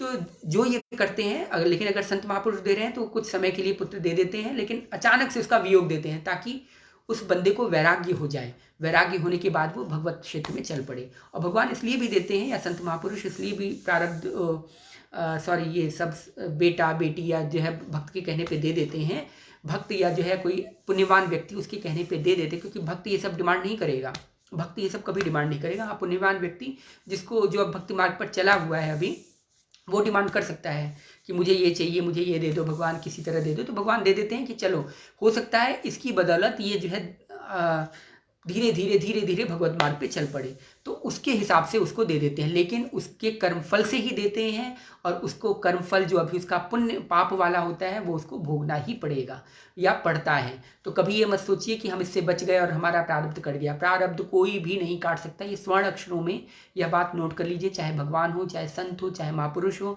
चाहे स्वयं मनुष्य हो, चाहे कोई भी हो, कोई भी किसी में हिमाकत नहीं है कि इस प्रारब्ध को काट सके। हाँ, संचित कर्म को नष्ट करने का काम संत महापुरुष और भगवान कर सकते हैं, लेकिन प्रारब्ध नहीं काट सकते। संत का बेटा भी मरेगा, संत को भी होगा, और जो है जब भगवान श्री राम आएंगे तो उनके भी दशरथ मरेंगे, उनके भी वो मरेंगे, जटायु उनका भी जाएगा, सब चीज उनके भी होंगे, उनकी भी पत्नी चोरी होगी। प्रारब्ध वो सब तो लीला मात्र है, भगवान के क्षेत्र में सब लीलाएं होती हैं, वो सब उन सब की बात अलग है। मैं संत महापुरुषों की बात कर रहा हूँ, संत महापुरुष के क्षेत्र में भी ऐसा ही होता है। ठीक है, मीराबाई जी को भी विष दिया जाएगा, उनको भी विष दिया जाएगा, लेकिन संत महापुरुषों में क्या होता है, संत महापुरुष अपने प्रारब्ध को, उनको कोई फीलिंग ही नहीं होती, क्या सुख है क्या दुख है इसकी कोई फीलिंग नहीं होती, इसलिए उनके लिए दुख और सुख बराबर है। लेकिन जो मायावी पुरुष हैं या जो माइक सांसारिक पुरुष हैं या सांसारिक व्यक्ति हैं, उनके लिए दुख बहुत बड़ी चीज़ है। उनकी एक पेन भी खो जाएगा तो उनके लिए अथाह दुख, वो जो है रोएंगे, पूरे दिन भर छटपटाएंगे। और उधर संत महापुरुष का पूरा जीवन तबाह हो जाता है, पत्नी मर जाती है, बेटा मर जाता है, तबाह हो जाता है पूरा जीवन, तब पर भी वो आनंदमय है, उनको कोई फर्क नहीं। तो ये होता है अंतर, दुख की फीलिंग क्योंकि मन से होती है, शरीर दुख की फीलिंग नहीं करता, सारी फीलिंग मन से होती है। मन की जो फीलिंग होती है वो जो दुख की फीलिंग होती है, सुख या दुख दोनों की फीलिंग मन द्वारा होती है। तो मन को, इसीलिए मन को कंट्रोल करने को कहा गया है, मन से ही कर्म होते हैं, मन से ही सब कुछ है, सब चीज़ों का कर्ता मन है। इसीलिए कर्म का मेन जो बताई गई है, इंपॉर्टेंस बताई गई है वेदों शास्त्रों में या तमाम धर्म ग्रंथों में, सिर्फ कर्म की ही प्रधानता बताई गई है। अब चलिए, बहुत बहुत धन्यवाद। अब मैं आपके कमेंट्स ले लेता हूं, ठीक है। अब हम आते हैं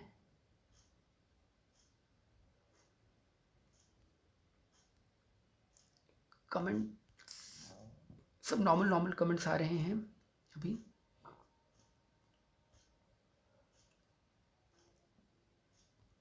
सारे ऊपर क्यों चले जा रहे हैं? ऋतु अरोरा जी कह रही हैं कर्म और प्रारब्ध अभिन्न है। ठीक है, कर्म आपका प्रारब्ध बनता है और प्रारब्ध आपके कर्म की नियति बनाता है। ठीक है, प्रारब्ध आपके कर्म की नियति, हाँ बिल्कुल, कर्म की नियति बनाता है, बिल्कुल सही कह रहे हैं। कोमल टी जी कह रहे हैं क्षमा करें बच्चे ने कर दिए सारे कमेंट। ओह, बच्चे भी सुन रहे हैं क्या?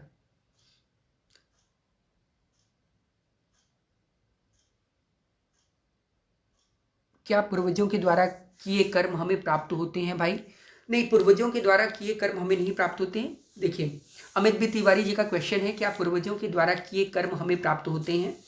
देखिए, पूर्वजों के द्वारा किए कर्म हमें तो नहीं प्राप्त होते हैं। कर्म ऐसा नहीं होता कि रामदत्त खाए और श्यामदत्त उल्टी करे, हम ही खाएंगे और हम ही उल्टी करेंगे। ऐसा नहीं होगा कि भाई मैं केला खा रहा हूँ तो मेरा जो है भाई जो है वो जो है मोटाएगा, ऐसा नहीं होगा। केला भी मैं ही खाऊंगा, मैं ही मोटाऊंगा, वो नहीं खाएगा, वो नहीं मोटाएगा। लेकिन क्या होता है, जितना समय, जैसे बाढ़ई पूत पिता के धर्म में, अब कहा गया है ना, रामचरितमानस में कहा गया है, बाढ़ई पूत पिता के धर्म में, पिता जो धर्म कर्म करता है उससे पुत्र का यश बढ़ता है या उससे पुत्र की बढ़ोतरी होती है या उत्कर्ष होता है। कैसे होता है? देखिए, पिता ने जो कर्म आपके जो है, जो कर्म आप में लगाना चाहिए था या जो है गलत काम करने में लगाना चाहिए था, उतना कर्म पिता ने जो है अच्छे कामों में लगाया है। ठीक है, उसको अच्छे कामों में लगाया है, मतलब उस अच्छे काम का परिणत आपको भी थोड़ा मिलेगा। क्यों? क्योंकि वो पिता आपके हैं, मतलब जितना कर्मफल, जितना समय उनको आप में लगाना चाहिए था, उन्होंने दान धर्म पुण्य में लगाया है, तो उसका फल भी आपको मिलेगा, थोड़ा बहुत मिलेगा। ऐसा नहीं हो कि सब कुछ मिलेगा, सारी चीज़ें नहीं मिलती हैं। जो हमारे पूर्वजों के किए गए कृत कर्म होते हैं वो उन्होंने अगर कोई गलत काम किए होंगे, नरक वरक का काम किया होगा या बहुत गलत काम किया होगा, तो वो नरकगामी वही होंगे। ऐसा नहीं होगा कि जो है हिरण्यकशिपु को जो है भगवान मार रहे हैं तो प्रहलाद को भी चीर दे रहे हैं, ऐसा नहीं है। प्रहलाद का कर्म उसके साथ है, हिरण्यकशिपु का कर्म उसके साथ है। प्रहलाद भक्त है, वो भक्त के रूप में ही रहेगा और हिरण्यकशिपु उसके उसमें रहेगा। लेकिन प्रहलाद के कर्मों की वजह से हिरण्यकशिपु कहाँ गया? भगवान के ही लोक गया। मतलब दोनों के उससे सम्मिश्रण से चलता है। ठीक, तो जैसे ही जो भी पिता कर्म करते हैं, क्योंकि पिता ने हमारे लिए जो किया है, मतलब हमें जो समय देना चाहिए था वो उन्होंने दान पुण्य या अच्छे कर्मों में, शुभ कर्मों में लगाया है। इसलिए जो समय हमें मिलना चाहिए था या जो सुख का समय हमें मिलना चाहिए था, उस सुख में से थोड़ा सा भाग काट करके पिता ने अपने कर्मों को दूसरी तरफ लगा दिया है। तो इसीलिए हमें उसका पोर्शन मिलेगा, क्योंकि वो समय हमारा है। उतना समय हमें जो व्यतीत करना था वो हमें नहीं दे करके उन्होंने दूसरे पुण्य कर्मों में लगाया है या अशुभ कर्मों में लगाया है, तो उतना समय हमें मिलेगा। ठीक है, तो इसीलिए बोला जाता है कि ऐसे कर्म करो। बाकी का सबके कर्मों का अधिष्ठान या जो कोई भी कर्म करता है, सब अपने अपने कर्मों के उत्तरदायी होते हैं। कोई किसी के कर्मों का उत्तरदायी नहीं होता कि जो है हम उसके कर्मों का उत्तरदायी हो गए या वो हो गए। ठीक है, हाँ बस यही समझिए। ठीक है, अब आगे देखिए।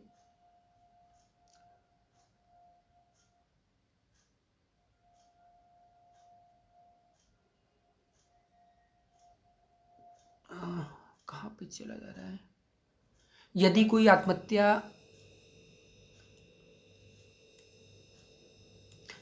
आत्महत्या, अच्छा, एक पहले खेम सिंह जी का ले रहा हूँ। खेम सिंह राजपूत जी बता रहे हैं, भक्ति करने पे हमारे कुल तर जाते हैं, सम 72 कुल तर जाते हैं, इज इट राइट? देखिए, अब आपको बताऊं मैं, जैसे मैंने अभी आपको बताया भक्ति करने से क्या कुल तरता है। देखिए, जो भक्ति करेगा वो उसी के कुल का तरेगा, ऐसा नहीं है, ऐसा ही है। मतलब जो हम करेंगे, मैं भक्ति कर रहा हूँ तो ऐसा नहीं है कि जो है वो भक्ति जो है के कारण मेरे जो है दादाजी तर जाएंगे, ऐसा नहीं रहेगा। भक्ति से सिर्फ मैं ही तरूँगा।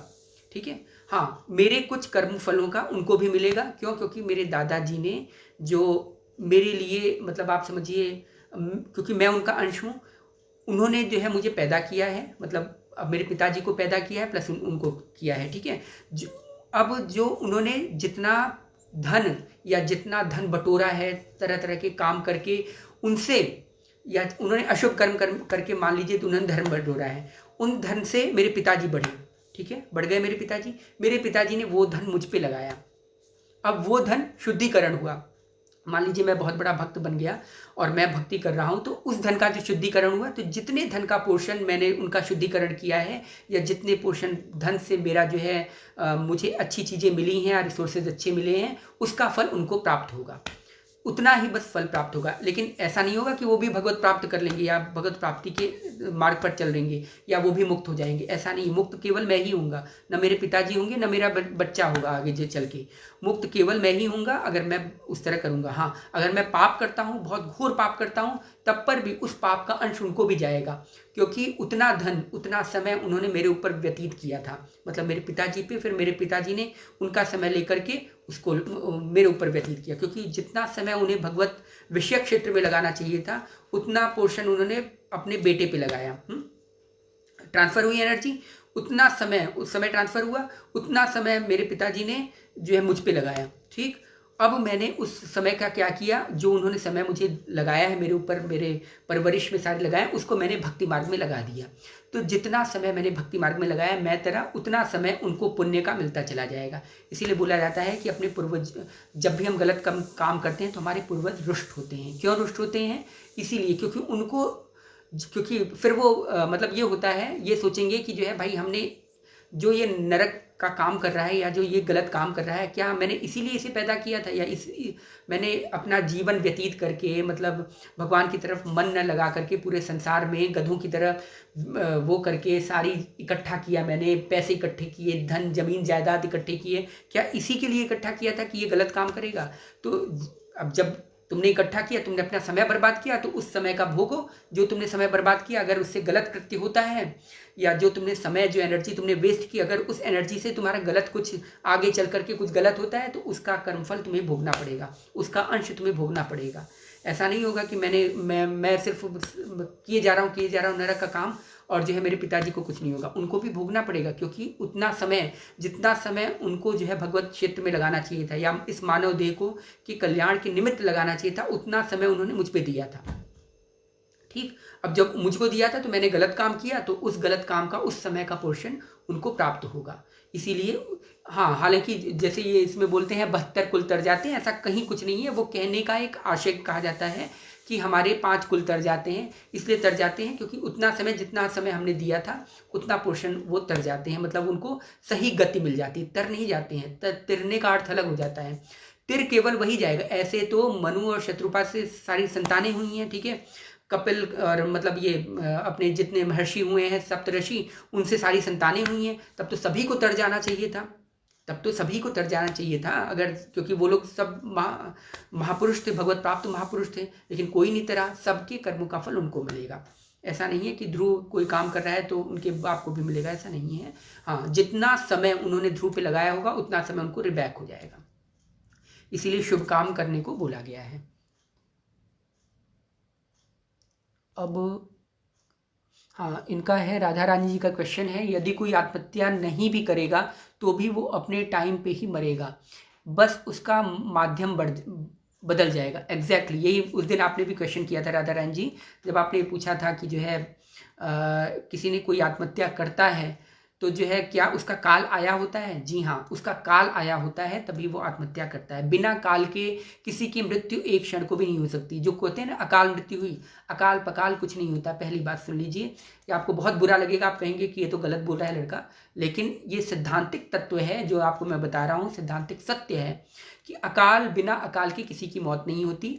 सब काल के अनुरूप ही मौत होती है, ठीक है, काल के अनुरूप होती है, लेकिन उसका जो है जो कारक होता है या कौन से कारक पे हो रहा है, इसका असर ज़्यादा पड़ता है। कोई जो है आराम से मर रहा है, कोई संत महापुरुष जैसे शंकराचार्य जी अपना शरीर छोड़ रहे हैं 35 वर्ष की उम्र में, वो भी उस वक्त खत्म हो रहे हैं, लेकिन वो कैसे छोड़ रहे हैं? अपने ब्रह्म रंध्र से होकर के सुखपूर्वक छोड़ रहे हैं। और कोई किसी की हत्या करके छुड़वाया जा रहा है, किसी की आत्महत्या करके छुड़वाया जा रहा है, कोई रोग से मर रहा है, कोई रोग से पीड़ित होकर के मर रहा है, कोई शरीर में मतलब हजारों असंख्य बिच्छू के काटने का जो दर्द होता है उससे तड़प के मर रहा है। तो ये कोई रेल से कट के मर रहा है, लेकिन सबके काल निश्चित हैं, लेकिन कैसे शरीर को छुड़वाया जाए इस पे डिपेंड करता है, ये आपके कर्मों पे डिपेंड करता है, ये आपके नियत पे डिपेंड करता है। जैसा आपने क्रिमाण कर्म किया होगा या जैसे आपकी विचारधारा बनती है, शुचिता या शुद्धता जिस प्रकार आपने अपनाया होता है, उसके अनुरूप इस आत्महत्या या हत्या या जो है जो शरीर होता है वो छोड़ा जाता है।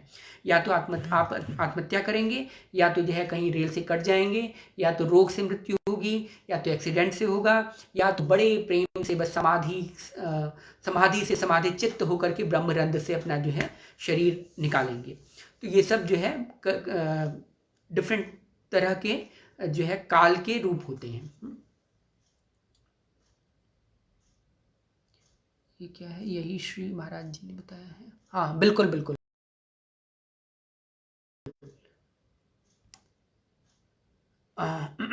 यही महाराज जी ने बताया है। नेट की दिक्कत है। अब मैं कहाँ गया, शायद कुछ गलत हो गया क्या?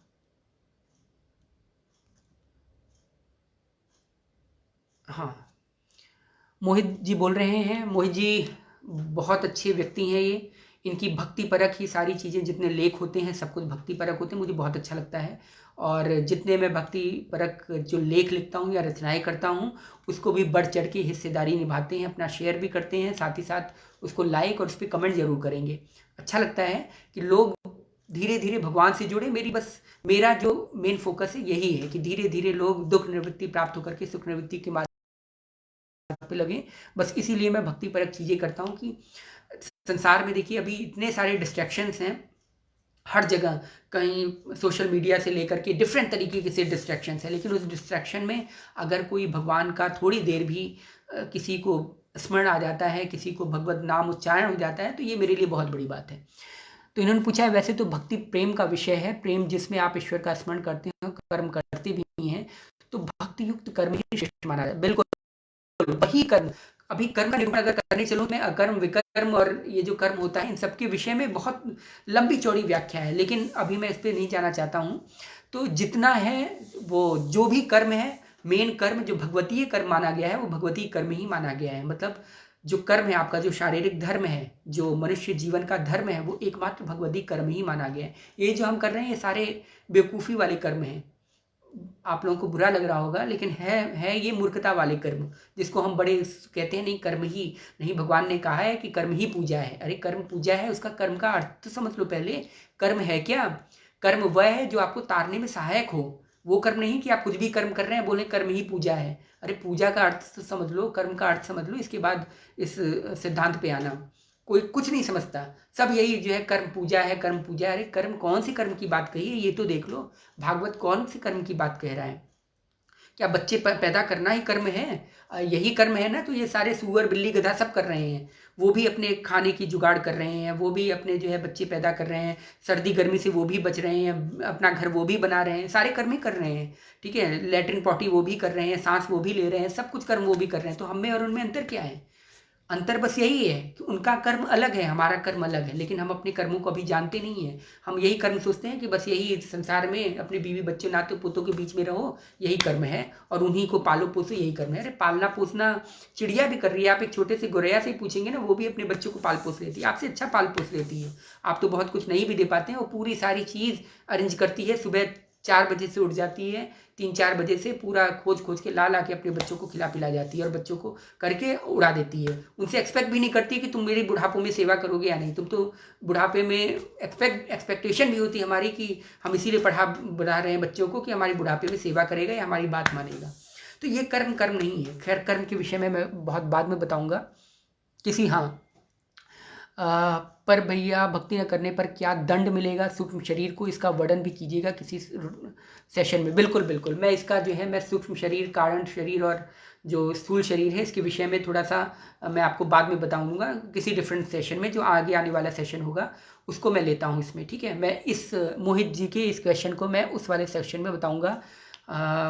फिर मैं आत्मा के विषय में भी वर्णन करूँगा कि आत्मा क्या है और उसका क्या रूप होता है, और किसे नर्क वर्क की योनियाँ मिलती हैं, या जो है कढ़ाई में किसे तला जाता है, पकौड़ी किसे तला जाता है, या जो है मूंगफली के तेल में तला जाता है, सरसों के तेल में तला जाता है, या कौन से कुएं में डाला जाता है, कौन से पीप होता है, किसका पीप होता है, मनुष्य का होता है या किसी और का पीप होता है। ये सब सारी चीज़ों का वर्णन मैं दूसरे सेशन में करूँगा कि नरक की योनियाँ किसे प्राप्त होती हैं और नरक की योनियों का अर्थ क्या है।